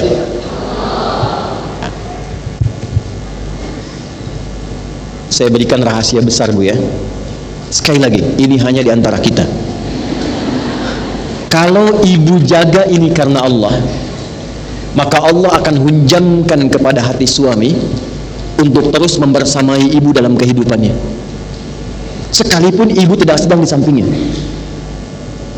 Saya ulang ya, kalau ibu lakukan ini karena Allah dan ibu sudah berumah tangga, ada suami, maka Allah akan hunjamkan sifat kasih yang dalam pada suami, sehingga ia terus mengingat dan membersamai ibu sekalipun ibu sudah tidak di sampingnya. Saya tanya ibu ya, ibu pernah dengar kisah ini enggak? Kalau Nabi Muhammad itu tidur dan beliau kemudian mengigau, menyebut nama orang, yang disebut siapa? Khadijah. Kenapa? Karena Sayyidah Khadijah sudah mempersiapkan sebelum menikah dengan Nabi, itu sudah persiapan diri akan melakukan semua tujuan hidup berumah tangganya karena Allah. Tuh. Silakan ibu baca sirahnya Sayyidah Khadijah. Itu beliau sudah persiapkan sebelum menikah dengan Nabi. Karena itu yang beliau cari itu yang dekat dengan Allah. Sudah ada viral, akan ada informasi dari saudaranya, ya, yaitu Warakah bin Naufal, akan ada Nabi lahir di sini. Itu beliau itu setiap yang lamar itu hampir setiap waktu datang melamar tolak, karena beliau menginginkan calon suaminya itu yang diridhoi oleh Allah. Maka ketika mendapatkan Nabi Muhammad pun, pelayanan beliau kepada Nabi bukan sebatas karena suaminya, beliau lakukan untuk mendapatkan ridha Allah. Dan itu ada zikirnya, Bu, ada zikirnya. Sehingga Allah tanamkan cinta yang dalam kepada diri Nabi, walaupun status beliau Nabi, Rasul, orang paling agung. Ya, kata Allah tuh begini di Quran. Kalau ibu ngaji Quran nanti diberi pilihan, Muhammad SAW, pilih semua perempuan dimanapun yang engkau inginkan, engkau pilih untuk dinikahi, aku ridai. Tapi hanya Nabi menyebut Khadijah. Itu poinnya. Jadi kalaupun ibu berjilbab, lakukan karena Allah. Beraktivitas di rumah tangga, lakukan karena Allah. Nanti insya Allah Allah lapangkan hatinya, bukan cuma dilebarkan jilbabnya, hatinya dilapangkan. Kalau ibu kerjakan karena suami, capek, Bu. Ibu sudah masak, siap-siap, kadang-kadang nggak dimakan. Kan? Mau berangkat, pakaian udah disiapin, kan kadang-kadang cuma dilihat, bukan itu yang dipakai, capek. Ya. Tapi kalau ibu kerjakan karena Allah, Allah itu menghargai prosesnya, bukan hasilnya. Mau suami makan, tidak makan, ibu masak itu sudah dapat pahala. Ini saya tanya ibu itu, maaf ya, ibu itu bekerja segala hal dengan suami, ibu lakukan karena cinta suami atau karena Allah? Karena Allah. Alhamdulillah. Ya. Jadi kalau ibu kerja, ibu ngaji ke sini karena Allah, karena ustadznya.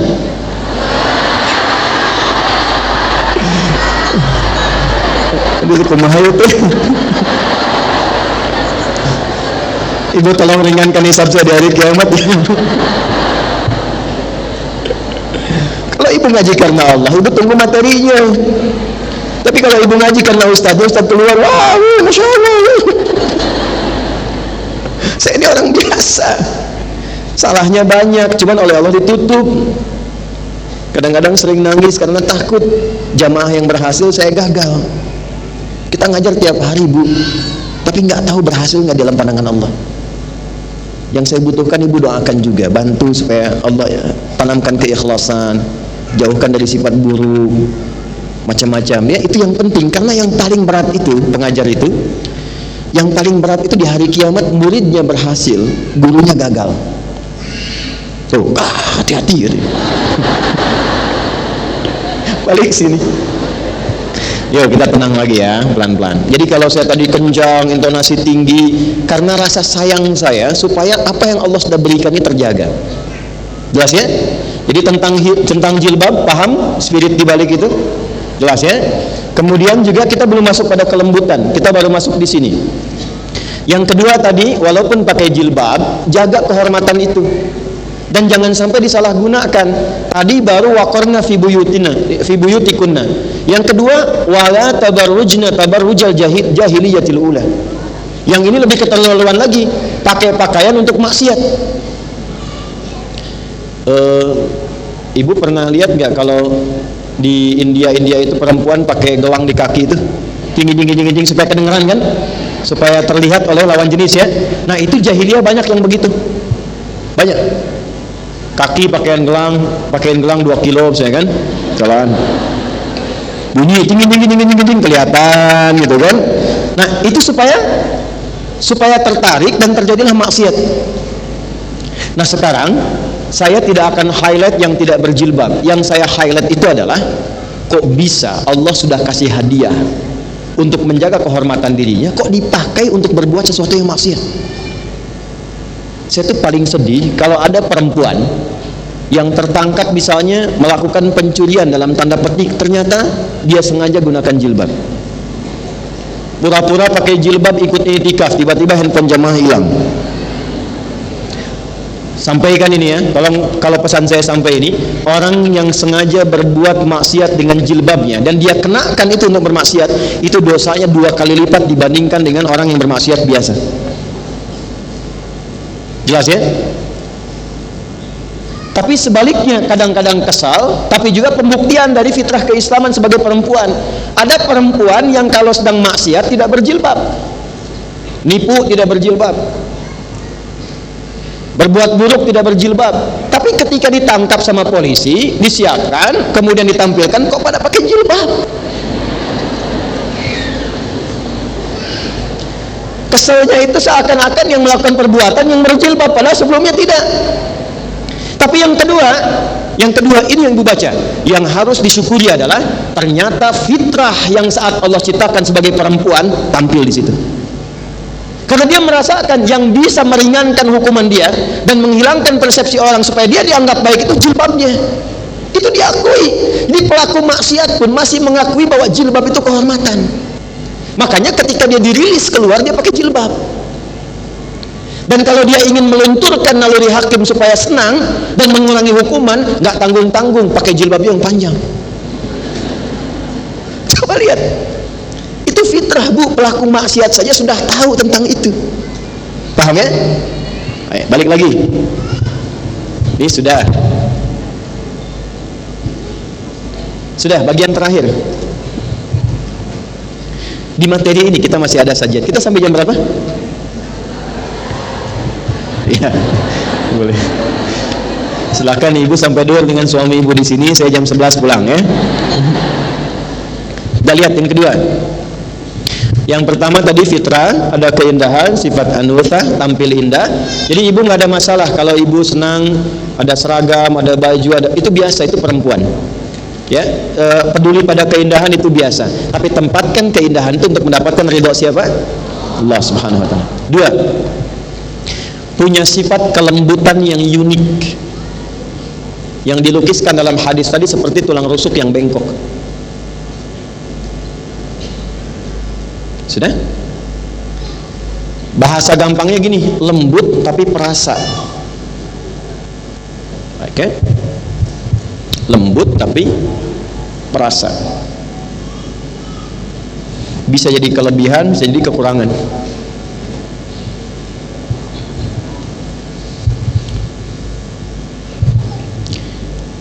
Dari suara laki-laki dan perempuan, lembut mana Bu? Pasti perempuan. Makanya kalau ada perempuan suaranya kayak laki-laki, Ibu aneh kan? Dan kalau ada laki-laki suara seperti perempuan, ibu juga aneh. Tuh, fitrah. Yang ingin saya bicarakan di sini adalah sifat perasanya. Kelembutan ini kalau ditempatkan untuk mengeluarkan sifat takwanya, maka ibu akan mencapai derajat mendekati sempurna sebagai perempuan. Kelembutan yang ditempatkan ketika suami sedang ada kegelisahan, ketika anak sedang mengadu, ketika sedang curhat dalam kehidupan rumah tangga, ini muncul jadi solusi. Ketika ada rasa marah di lawan pasangan, ini muncul jadi solusi. Tapi ketika itu ditempatkan dengan sifat fujur yang mengalir dengan rasa yang paling tinggi, ini bencana. Perempuan karena punya sifat perasanya, jadi berbagai ingatan itu seringkali disimpannya dalam perasaannya, di hatinya. Karena itu yang dominan. Kalau laki-laki lebih banyak di pikirannya. Karena itu kadang-kadang kalau datang pikiran yang lain, hilang. Bebannya nggak terlalu banyak. Tapi perempuan karena disimpan di perasaan, hilang di pikiran, tertanam di rasa. Ya. Jadi kalau ibu ada masalah hari ini dengan suami, itu rekening listrik 16 tahun yang lalu bisa diungkit lagi. Karena masih ada di sini. Ya. Makanya nanti di pengajian bapak-bapak saya sampaikan, wasiat Nabinya sederhana di hadis yang tadi ibu catat itu, nomor hadis 3331. Kata Nabi itu gini kepada para suami, duhai para suami, ispausu bin nisa'i khaira. Istri-istrimu itu pahami aja lah. Pahami aja, baikin aja, kata Nabi. Sebab memang dalam hatinya menyimpan rasa yang dalam, sehingga kadang-kadang mau kamu luruskan bisa salah, kamu benarkan pun salah juga. Bahasa singkatnya gini, istri itu kadang-kadang tidak ingin dibenarkan, hanya menginginkan suami mengatakan saya salah. Paham ya? Iya kan? Karena istri itu nggak ingin dibenarkan, nggak ingin dianggap benar, cuman pengen suaminya ngaku salah gitu. Dan dalam bab itu yang keluar banyak kan, keluar semua ya. Itulah sebabnya kenapa disebut mar'ah. Kenapa disebut mar'ah? Mar'atun.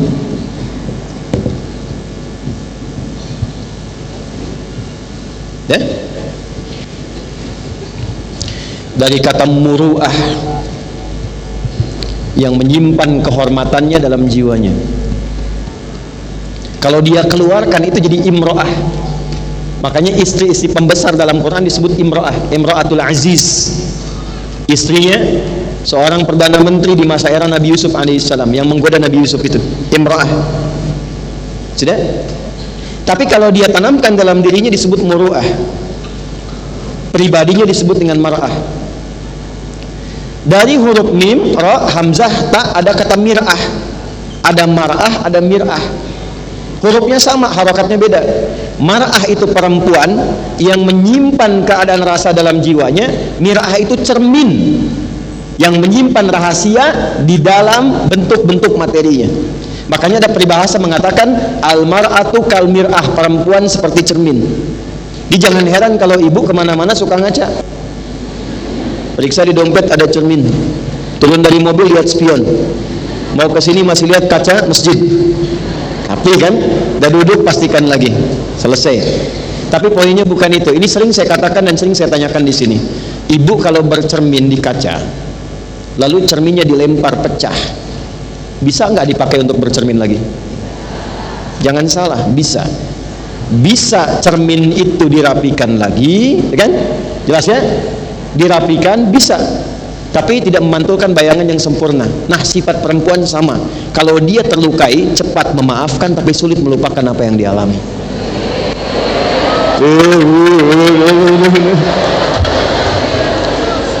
Nah, itu yang kurang bagus. Itu yang kurang bagus.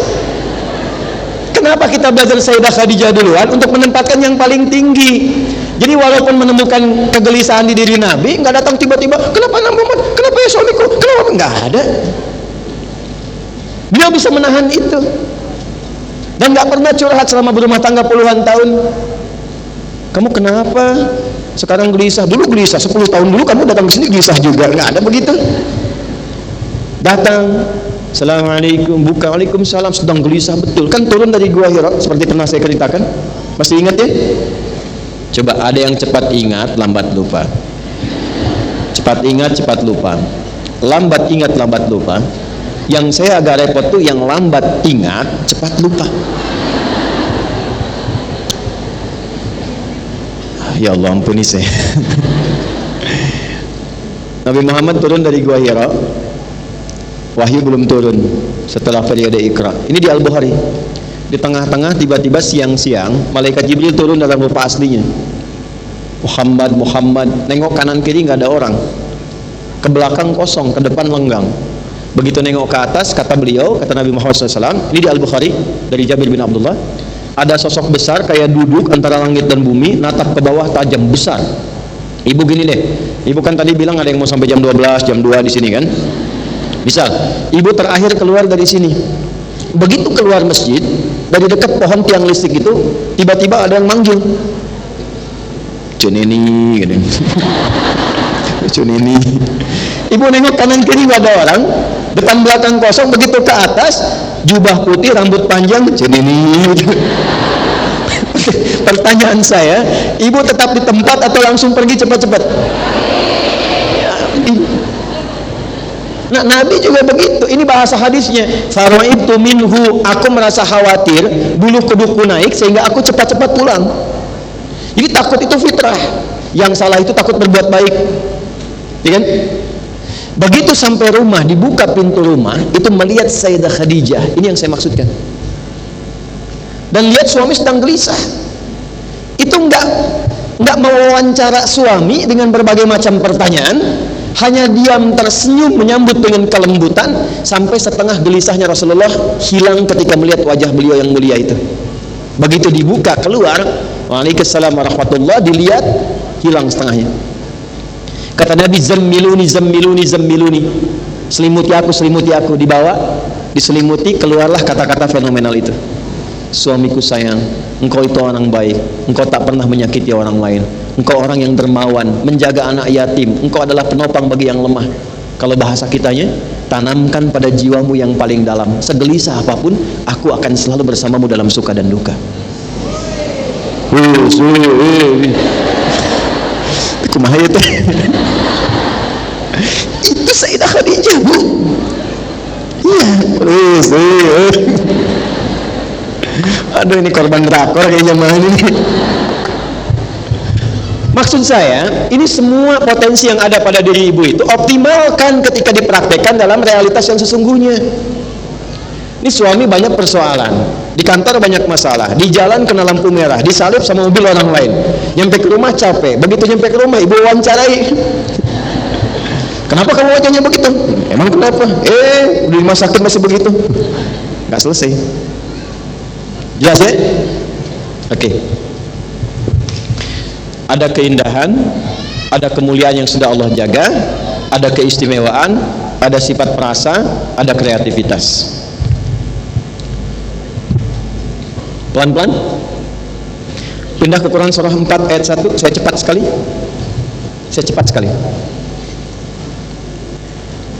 Karena saya mau tempatkan sebagai anak, sebagai istri, sebagai ibu ke nenek. Setelah itu baru kita kembali ke istri Nabi sallallahu alaihi wasallam. Saya punya waktu kurang lebih 15 menit lagi, jadi kita bisa optimalkan. Ya ayyuhan nasu, ada?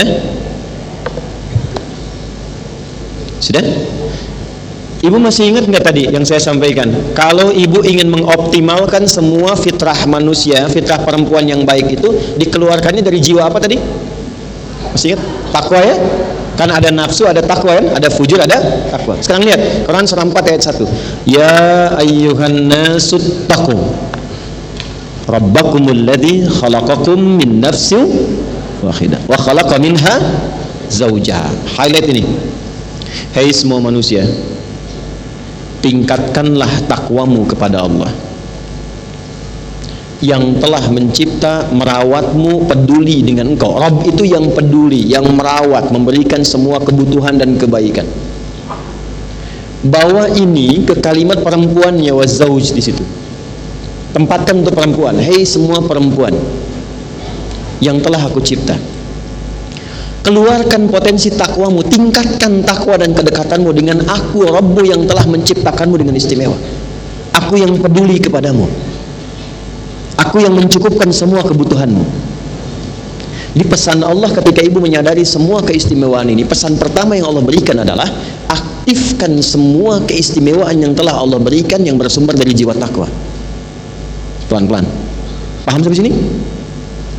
Kemudian wa khalaqa minha zawjaha wa batta minhuma rijalan katsiran wa nisaa. Perhatikan, kalau ibu mampu mengoptimalkan itu, kemudian ibu hidup sampai berumah tangga pun berpasangan, akan terlahirlah anak-anak yang kuat baik lelaki atau perempuan. Ini menunjukkan kesan bahwa seorang ibu yang hebat, yang mampu mendekati Allah dengan takwanya, itu ternyata akan menular kebaikan ketakwaan itu yang bermanfaat untuk anak-anaknya, mau laki-laki atau perempuan. Makanya saya sering katakan, jurusan terbaik untuk perempuan itu jadi perempuan yang soleha. Kalau istri soleha, ibu-ibu yang soleha, nenek yang soleha. Dan betapa banyak orang hebat, bahkan laki-laki, itu menjadi bintang di zamannya yang melewati setiap era, itu karena peran ibunya. Saya mau rinci bu ya. Ibu pernah dengar kan Imam Asy-Syafi'i? Bu, dikenal sampai sekarang itu, ibu jangan kira cuma ayahnya yang berjuang maksimal itu. Ayahnya kan meninggal, ibunya. Imam Syafi'i itu lahirnya di Gaza 150 Hijrah. Ayahnya meninggal. Bu, ini saya sampaikan penting sekali. Yang gendong dari kecil itu ibunya. Ibunya yang memulai ketakwaan kepada Allah, mendekati Allah, rajin sholatnya, lalu diwariskan pada anaknya. Beliau yang gendong Syafi'i kecil tawaf keliling Ka'bah, disimpan di halaqah para ulama, kemudian dibawa untuk menyatu dengan Arab Badui supaya tahu bahasa mereka yang bening sehingga sama dengan bahasa Quraisy. Itu ibunya. Muridnya Imam Asy-Syafi'i, Imam Ahmad, lahir 164 Hijrah. Itu viral dalam kisah. Imam Ahmad itu hafal 1 juta hadis. Ibu tahu bagaimana kesolehan ibunya? Ibunda beliau saking dekatnya dengan Allah, dan kedekatan itu ditularkan kepada anaknya. Itu Imam Ahmad selalu dibangunkan menjelang subuh itu, sampai dalam musim dingin pun dimasakin air dulu, diwudukkan dengan air hangat. Walaupun dalam masa haidnya itu digendong, diantar ke masjid, ibunya nunggu di luar. Selesai dengan para ulama, balik lagi. Itu berkah ibunya. Ibu buka kitab Fathul Bari 16 jilid, buka jilid pertama di mukaddimah. Imam Al-Bukhari itu ibunya luar biasa. Beliau lahir, ayahnya meninggal dunia, usia sekitar 2 tahun menjelang 4 itu matanya divonis buta permanen. Tapi ibunya, dia punya mihrab, hamparan sajadahnya, dekatnya dengan Allah, doanya luar biasa. Anaknya diganti dari matanya yang tidak melihat itu dengan kecerdasan dalam jiwanya. Sekali dibacakan langsung ingat. Dan ibu mau bacakan berapa banyak pun bisa diulang dari awal, titik komanya sama. Al-Bukhari. Saya bacakan 10 hadis. Misal, jangan saya lah, ulama Irak ngundang Al-Bukhari, dibacakan 10 hadis, diacak bu. Sanadnya diacak, orang-orangnya diacak, kemudian setiap orang itu menyampaikan 10 ulama, satu orang ulama nguji dengan 10 hadis, diacak semua dari orangnya sampai isinya. Begitu yang pertama mengatakan, coba hadis ini benar atau enggak, tolong urutkan. Kata Imam Al-Bukhari, selesaikan dulu 10-10-nya supaya langsung saya jawab. Begitu sudah 100, diurutkan dari yang pertama sampai yang terakhir, hadisnya disebutkan urutannya, ini salah, yang benar begini, yang ini salah tempat, yang benar di sini, yang ini di sini, sampai ujungnya Al-Bukhari. Itu ibunya.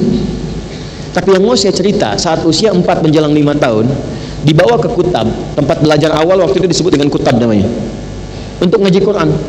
Itu begitu mengaji ke depan, level-level beliau itu sudah tinggi-tinggi semua, sudah senior. Cuma beliau yang kecil, dituntun oleh asistennya dari ibunya. Begitu sampai di tempat belajar, itu gurunya membacakan surat Qaf. Udah selesai, nanya iseng begini, man hafidha, siapa yang sudah hafal? Itu cuma Al-Bukhari kecil yang angkat tangan mengatakan, hafidhu an dhahri qalbi, saya sudah hafal dalam diriku. Hafal dalam kepala, itu kalimat yang benar. Ada hafal di dalam kepala, ada hafal di luar kepala. Hafal di luar kepala itu belum hafal namanya, karena masih di luar. Nah, Al-Bukhari benar kalimatnya, saya hafal di dalam kepala saya. Gurunya penasaran, diminta ke depan. Ini kisah nyata. Ta'al ya bunai, anakku sayang, maju ke depan. Nah, ini guru-guru kalau ikut pengajian ini itu penting komunikasi dengan murid supaya merasa nyaman saat belajar. Begitu ke depan, ikra, baca. Bukan hanya hafalannya yang sempurna, tapi sifat hurufnya, tajwidnya, sampai ke makhrajnya itu persis sama dengan syekhnya. Maka didoakan, ditepuk pundaknya oleh syekhnya, atau kama kala terjadi seperti dulu. Apa yang terjadi? Kata syekhnya, minal an tadrisul hadis. Mulai sejak ini ananda langsung belajar hadis. Karena syekhnya menyimpulkan Quran itu sudah dijamin oleh Allah mudah dihafal, hadis gak ada jaminan. Tapi anak ini adalah bintang, adalah berlian yang pasti kalau belajar hadis pun akan cepat dihafal. Maka dengan bangga pulang ke rumahnya, ini kisah nyata, bertemu dengan ibunya. Dia nggak lihat, dia katakan, ummi, tadi terjadi begini. Tadi saya belajar, kemudian saya diminta di tes hafalan, saya mengatakan begini, lalu guru saya mengatakan sekarang belajar hadis. Kata Al-Bukhari kecil, uridul hadis. Mi, saya pengen belajar hadis. Kata ibunya, ya bunayya iktafi bil Quran. Anakku sayang, Quran dulu ya. Nanti kalau Quran dah selesai, baru hadis. Kata Al-Bukhari, la uridul hadis. Enggak Mi, saya yakin dengan Syekh. Saya pengen bersamaan belajar Quran. Lalu setelah itu beliau meraba jalan ke kamarnya, ibunya masuk ke mihrabnya tadi. Nanti di akhir saya tutup cara untuk mengaktifkan jiwa takwa bagi perempuan. Salah satunya itu, coba ibu siapkan mihrab. Yang di situ khusus ibu mencurhatkan diri dengan Allah. Masuk ke mihrabnya, dibentangkan sajadah. Di situ beliau sholat 2 rakaat, berdoa minta dalam sujud kepada Allah supaya Al-Bukhari diberikan kesembuhan dalam matanya. Nah, saat ibunya ini berdoa, mengalir air mata, yal basir yalladzi ala kulli syai'in qadir a'id basirat tabni. Ya Allah yang maha melihat, yang maha melampaui kuasamu atas segala hal, mohon kembalikan penglihatan anakku. Itu karena lelah tertidur. Al-Bukhari sedang mengulangi surat Qaf tadi. Sampailah di ayat 21 sampai 22. Begitu sampai di ayat itu dibacakan kalimat begini ayatnya. Laqad kunta fi ghaflatin min hadza fakashafna 'anka ghita'aka fabasaruka al-yawma hadid. Ayat ini sebetulnya berbicara tentang hukum akhirat yang semua orang tak melihat, dibuka oleh Allah pandangannya supaya melihat. Maka keberkahan ayat ini diturunkan pada Al-Bukhari ketika sampai pada kalimat laqad kunta fi ghaflatin an hadza. Dulu pandanganmu tertutup, gak bisa lihat. Fakashafna anka ghita'aka, maka mulai hari ini kami buka singkapan pandanganmu, fabasaruka al-yawma hadid, mulai detik ini kamu akan melihat lagi dengan tajam. Itu yang menurut medis butanya permanen. Seketika terbuka pandangannya, ibunya mimpi ketemu Nabi Ibrahim, disampaikan bahwa anakmu akan melihat lagi. Karena nama Al-Bukhari itu bukan nama asli. Aslinya Muhammad bin Ismail bin Ibrahim bin Al-Birdizbah bin Al-Mughirah Al-Ju'fi Al-Bukhari Al-Khurasani Al-Uzbekistani sekarang. Jadi Muhammad bin Ismail bin Ibrahim. Kalau ibu namakan nama orang-orang soleh, itu aja tafaul, ingin mengikuti jejak kemuliaan mereka. Nah, di antara kemuliaannya Allah dekatkan sifatnya. Maka ketika ibu Imam Al-Bukhari berdoa, datang Nabi Ibrahim dalam tidurnya mengatakan, anakmu dapat kabar gembira dari Allah, akan melihat lagi. Anaknya mengulang Quran. Begitu tertidur, ini mengulang Quran sampai ke kalimat tadi, langsung dia kaget bangun, dia panggil ibunya, ummi laqad ra'ait. Ibu saya melihat lagi, katanya. Ibunya kaget bangun, dipeluk anaknya, ditenangkan. Nih, lihat bahasa ibu, ditenangkan. Ya bunayya rabbama ra'aita biqalbik. Nah, mungkin engkau melihat dengan hatimu. La bal bi'aini, enggak dengan mata saya. Ini ibu pakai baju ini, di sekitar kita ada benda ini. Maka sadar ibunya bahwa anaknya sedang mendapatkan kemuliaan dari Allah, dibuka kembali penglihatannya, keduanya berpelukan. Sejak itulah belajar hadis sampai menghimpun Sahih Al-Bukhari sekitar 16 tahun. Itu ibunya. Nah, maka ayat ini ingin mengatakan, duhai para ibu, aku telah ciptakan engkau istimewa, kata Allah. Ada hal-hal yang baik dalam dirimu, maka keluarkan, eksplor itu dengan jiwa takwamu, supaya terlahir keturunan-keturunan yang hebat. Kalau perempuan dia afiat, kalau laki-laki dia kuat dalam kebaikan. Bagaimana caranya? Maka masuklah ke aspek-aspek peningkatan takwa. Nah, nanti contohnya istri Nabi tadi, caranya yang ini. Ya, masuk Quran surah ke-30 ayat 21. Ya Allah, yang saya lihat itu adalah jadwal sholat subuh 4.33. Berarti nggak gerak-gerak dari tadi, kenapa gitu ya? Saya kan mau berhenti 15 menit lagi. Ya, saya kira udah 33, ternyata udah 44. Yang saya lihat ternyata jadwal imsak 4.33. Allah. Dah, Quran surah 30 ayat 21 ada? Ya, paling kiri sebelah bawah. Wa min ayatihi an khalaqa lakum min anfusikum azwaja litaskunu ilaiha wa ja'ala bainakum mawaddatan wa rahmah inna fi dzalika laayatin liqaumin yatafakkarun. Satu, mencari pasangan yang saleh,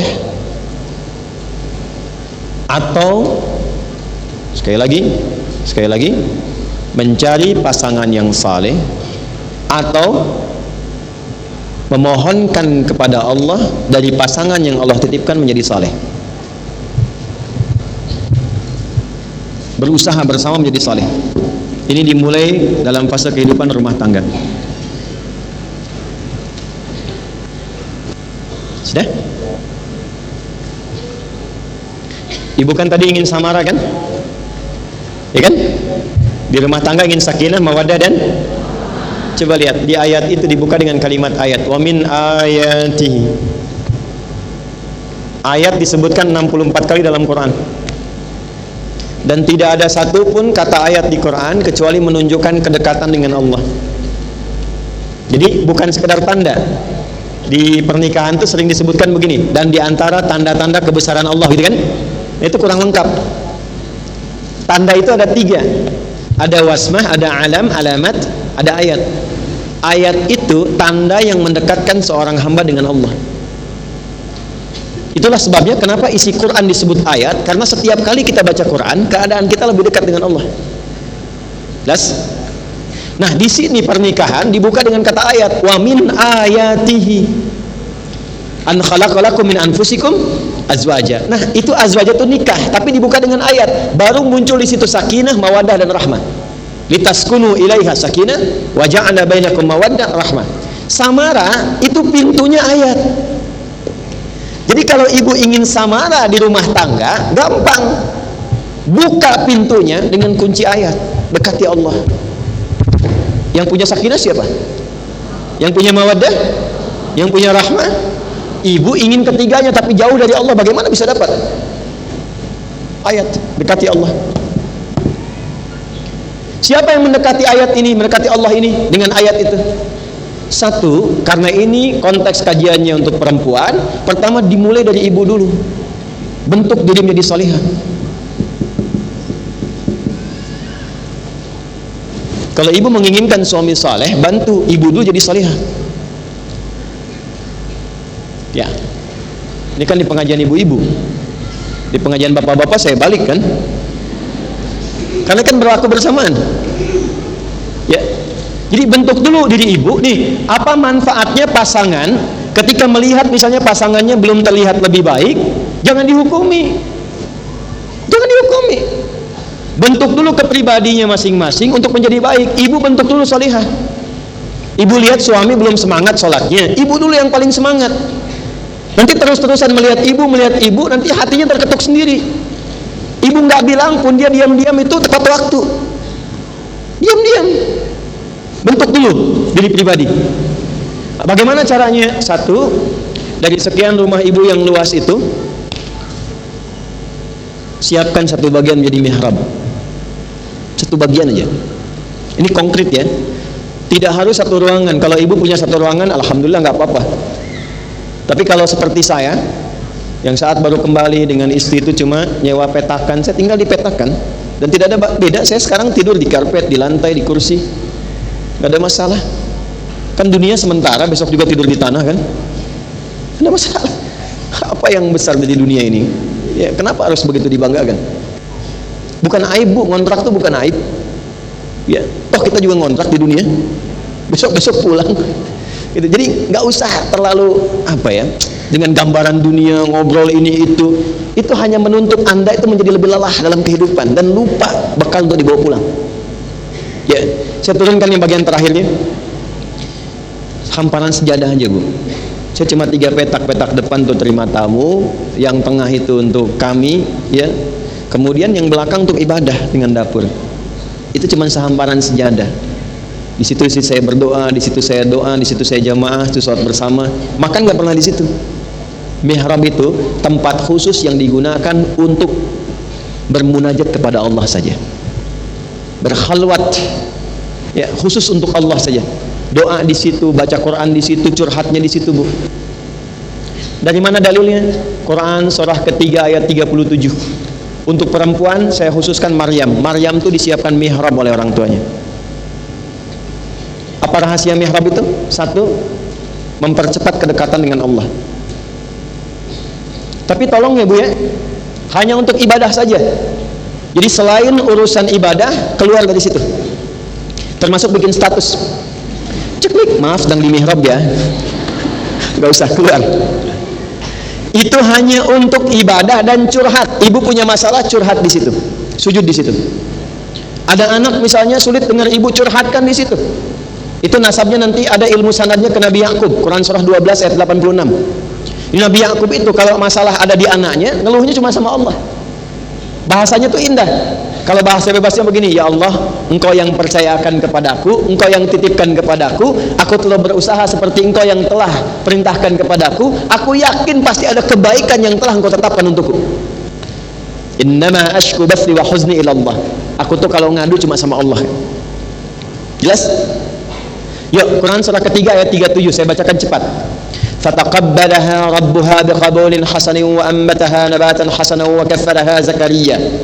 Kullama dakhala 'alaiha Zakaria al-mihrab. Maryam disiapkan mihrab untuk khusus ibadahnya mendekati Allah. Ketika Nabi Zakaria mengunjungi Maryam di mihrabnya, wajada 'indaha rizqa. Satu, rizkinya begitu mudah. Ibu-ibu, istri-istri, nenek, anak-anak yang mengkhususkan di rumah punya tempat khusus untuk berkhalwat, beribadah khusus, mendekat kepada Allah. Yang pertama itu mendatangkan kemudahan rizki. Saya sering sampaikan Bu pada para suami, jangan diduga kalau Anda pulang ke rumah bawa harta yang banyak itu, sukses pekerjaan, proyek, hanya karena Anda saja. Belum tentu. Anda mau sepintar-pintarnya, Allah nggak berkehendak, nggak akan terjadi. Proyek ratusan miliar, suami pintar, apa dikirakan sukses? Belum tentu Bu, kalau Allah nggak berkehendak. Siapa yang mengetuk pintu langit supaya Allah memudahkan proyeknya? Istri di rumah, ibu. Saya sering tegur anak-anak Bu, walaupun sukses. Kami punya kelas dari pengusaha-pengusaha tuh, 400 orang hebat-hebat, macam-macam. Itu kalau sehari dia belum sapa ibunya, saya tegur tuh. Saya bilang, Anda nggak ngaji Quran. Allah tuh sampaikan, Quran surah 46 ayat 15. Jangan dikira kesuksesanmu itu setelah kamu hebat begini, itu karena ikhtiarmu. Engkau mungkin 30% saja, 70%-nya tuh ibumu yang tahajud malam-malam. Minta sama Allah supaya anaknya dimudahkan. Jangan seperti kami ya Allah, yang tidurnya di tempat begini, sukseskan anak kami ya Allah. Itu bapak Anda tuh yang peluh keringatnya luar biasa, serabutan, mencangkul dan sebagainya. Makanya kalau ibu pun sekarang merasa hebat sebagai seorang anak, sukses dengan bisnis, dengan macam-macam, hal pertama yang harus dilakukan itu apa? Bakti orang tua. Nanti materi selanjutnya itu bakti orang tua. Dan itulah pembukanya. Jadi di posisi ibu sekarang sebagai anak, sebagai istri, sebagai ibu ataupun nenek, kalau bisa tuh punya tempat khusus walaupun sehamparan sejadah. Qalat ya Maryam anna laki hadza? Qalat huwa min indillah. Itu jawabannya. Ini semua dari Allah. Kalau tertambat cintanya pada Allah, yang keluar itu semua rahmat Allah. Dan nggak ada takutnya. Nggak takut tuh kalau suami cuma pulang 100.000 yang dibawa, nggak takut, nggak khawatir. Yang penting Allah ridha. Saya itu Bu, ada seorang role model, harus sering kita belajar dari yang begini nih. Itu suaminya tuh, saya nggak sanggup juga mengatakan kalimat ini, tapi orang bilang itu serabutan, kuli bangunan. Istrinya cuma bawa-bawa kayu di sawah buat masak. Tapi kalau Anda kunjungi ke rumahnya, itu semua kayaknya ada aja makanan, ikan, buah-buahan, dan kalimat yang keluar selalu begini, alhamdulillah Allah selalu memberikan berkah kebahagiaan pada kami. Abi itu kalau pulang bawa uang banyak sekali. Berapa? Saya bilang 500.000. Banyak sekali. Tahu nggak ibu siapa mereka? Keluarga Quran yang istrinya hafal Quran 30 juz, suaminya pun sudah 7 riwayat, dan mereka sedang berjalan-jalan di muka bumi. Yang orang lain anggap, wah ini orang biasa, cuma di sawah, cuma kuli bangunan. Ternyata mereka adalah sosok-sosok mulia yang sedang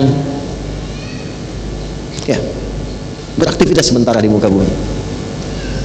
Jadi kalau Allah hadiahkan orang semacam itu dengan fasilitas biasa, ibu Allah kirimkan fasilitas yang banyak, bisnisnya sukses, nyaman, kajiannya banyak macam-macam, belum mampu mendekatkan diri dengan Allah, dengan cara apa lagi Allah kirimkan fasilitas?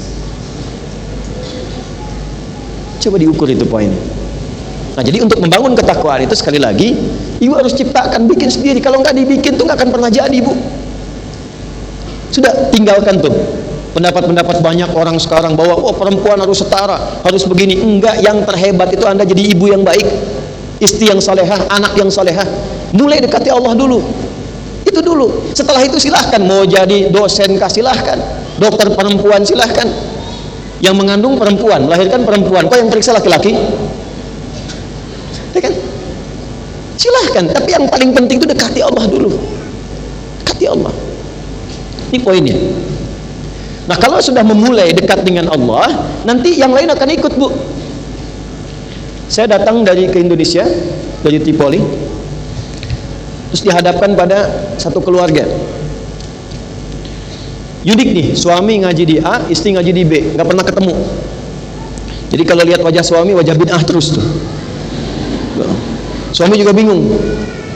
Akhirnya diputuskan, pas lihat saya ngasih ta'lim waktu itu, diundang ke rumah. Jadi guru-guru istrinya diundang semua, yang suami juga datang, dialog dengan saya. Karena mereka senang Quran hadis, yang saya keluarkan Quran hadis, Quran hadis, Quran hadis, ketemu. Akhirnya yang ini kita turunkan, yang ini kita naikkan, ketemu di satu titik. Alhamdulillah berkah. Apa yang terjadi? Keduanya kompak. Istri menyadari kekurangannya di sini, suami menyadari ini yang harus dilakukan. Ketemu satu titik, istrinya berusaha dulu merubah menjadi lebih baik, suaminya ikut. Sekarang istrinya pentahsin Quran, senang dengan Quran, suaminya buka rumah Quran, menyebar hampir di seluruh Indonesia. Yang paling menarik, yang luar biasa, begitu begitu ibu dan suaminya, suami istrinya dekat dengan Allah, anaknya ikut semua ke bawahnya. Anak pertamanya senang Quran, keduanya senang Quran, terus dan nyebar, sahabatnya pun jadi ikut. Itulah keindahannya, Bu. Ya, jangan vonis dulu suami saya begini, kenapa nggak seperti ustadz dia.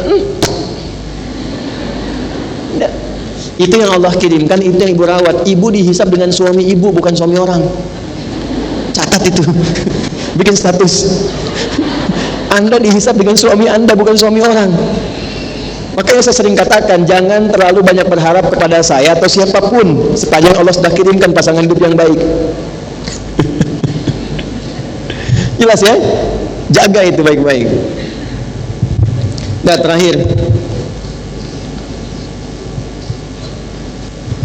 tadi baru menikah kan, terus ada mihrab, sekarang mengandung, mau melahirkan keturunan, turun ayat. Quran tuh detail banget. Dari ibu dicipta, apa keistimewaannya, keindahannya apa, sebelum menikah bagaimana, saat menikah, saat sedang mengandung, hamil pun ada turun ayatnya. Quran surah ke-7 ayat 189. Lihat ya. Sudah? Yang bagian pembuka itu sama dengan Quran surah 30 ayat 21. Jadi saya langsung ke kalimat falamma taghasyaha hamalat hamlan khafifa. Ada? Wa marrat bih. Kalau yang pembukanya sama dengan An-Nisa itu. Ya, ayat 1 dan Ar-Rum ayat 21. Walladzi khalaqakum min nafsin wahidah, ada? Wa khalaqa minha zawjaha, ada? Nah, ke bawah. Falamma taghasyaha, maka tatkala istri mulai mengandung, hamalat hamlan khafifa, kandungan yang ringan. Sampai kemudian ke kalimat falamma afqalat, ketika kandungan mulai berat, usia 7 bulan, 8 bulan menjelang persalinan. Lihat ujung ayatnya. Lihat ujung ayatnya. Da'awallaha rabbahuma la in ataitana salihah lanakunanna minasyakirin. Kalau istri sudah menjadi salihah, suami ikut, nanti secara otomatis keturunannya akan dijaga oleh Allah. Refleks suami istri itu ketika bahkan dalam kandungan akan memperbanyak doa kepada Allah supaya yang lahir anak-anak yang saleh. Itu poinnya. Ya Allah, sekiranya Engkau menganugerahkan anak yang saleh kepada kami akan sangat bersyukur, dan itu menghilangkan semua rasa sakit yang sedang dirasakan oleh istriku. Jadi adabnya begini, kalau istri mengandung itu suami berdoa. Bukan hanya istri yang berdoa, dua-duanya. Dan saling mensupport. Nah, itu tidak mungkin bisa terjadi Kecuali apa? Ibu bentuk dulu sebagai karakter salihahnya muncul dalam kehidupan dengan jiwa takwanya. Jadi kesimpulan cepatnya adalah inilah diantara karakter-karakter perempuan yang ditampilkan dalam Al-Quran. Dari mulai keindahannya, kenapa mesti berjilbab, dari mulai keadaan hatinya yang kadang perasa tapi lembut, ya, kemudian dari mulai perangai dalam kehidupannya, ditempatkan sebagai pribadi, sebagai istri, sebagai ibu, sebagai nenek, dan turunan-turunan lainnya. Kalau kita ingin melihat lebih jauh tentang praktek ini, bagaimana detil prakteknya? Kalau sholatnya seperti apa? Kan ada mihrab kan? Tapi belum tahu sholatnya kan? Seperti apa tuh? Dari mana ilmunya? Bagaimana membawa jiwa takwa saat masak? Bagaimana membawa jiwa takwa saat suami sedang bertugas di pekerjaannya? Tidak ada praktek paling sempurnanya kecuali pada istri-istri Rasulullah Sallallahu Alaihi Wasallam. Itulah sebabnya kenapa Nabi hampir semua aktivitas yang penting di dunia beliau melakukannya. Beliau pemimpin, beliau pernah berbisnis menggembala kambing, beliau pernah berjualan sampai juga merantau keluar. Ya, beliau juga pernah merawat orang-orang sekitaran. Semua aspek itu sehingga pendamping beliau mudah untuk diteladani. Nah, ibu sekalian, semua optimalisasi kesempurnaan dari sifat ini, contoh paling optimalnya Sayyidah Khadijah. Jadi kalau ibu bisa belajarkan dan keluarkan sifat-sifat yang pernah kita bahas dulu, itu insya Allah samara bisa dibawa ke dalam kehidupan rumah tangga. Tapi kalau ingin belajar detailnya, kita harus turunkan setiap karakter istri Nabi supaya sesuai dengan apa yang akan ibu pilih. Insya Allah pertemuan berikutnya kita akan masuki kepada sesi yang baru lagi pada istri Nabi SAW yang kedua, yaitu Sayyidah Aisyah radhiyallahu taala anha. Sayyidah Khadijah sudah, karakternya sudah. Jadi saya mohon mudah-mudahan ada perubahan setelah kembali dari sini menjadi lebih baik, dan yang paling penting adalah istiqomah. Ya, istiqomah. Yang paling jauh dari mana? Garut. Selain Garut, Sukabumi. Selain Sukabumi, Majalengka, Bekasi. Ada yang paling jauh luar pulau? Ya? Angkat tangan aja, dari mana? Ya? Nagrek, jauh banget Nagrek, Masya Allah. Lampung, lebih jauh dari Lampung? Padang, Sumatera Barat. Bukit Tinggi, ada yang lebih jauh dari Bukit Tinggi? Tidak ada, baik. Ya, Riau, oke. Bukit Tinggi dengan Riau masing-masing satu buku ya. Baik. Ini ada pengantin as-sunnah, ini bekal di rumah.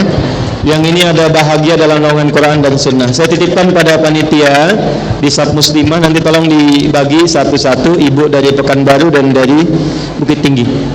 Jeda sebentar, kita berdoa dulu. Mudah-mudahan doa kita diterima Allah Subhanahu Wa Taala. Bismillahirrahmanirrahim. Alhamdulillahi rabbil alamin. Allahumma nahmaduka kama 'allamtana an nahmadak wa nashkuruka syukran kama 'allamtana an nashkurak, antal muqaddim wa antal muakhir, biyadikal khair innaka 'ala kulli syai'in qadir.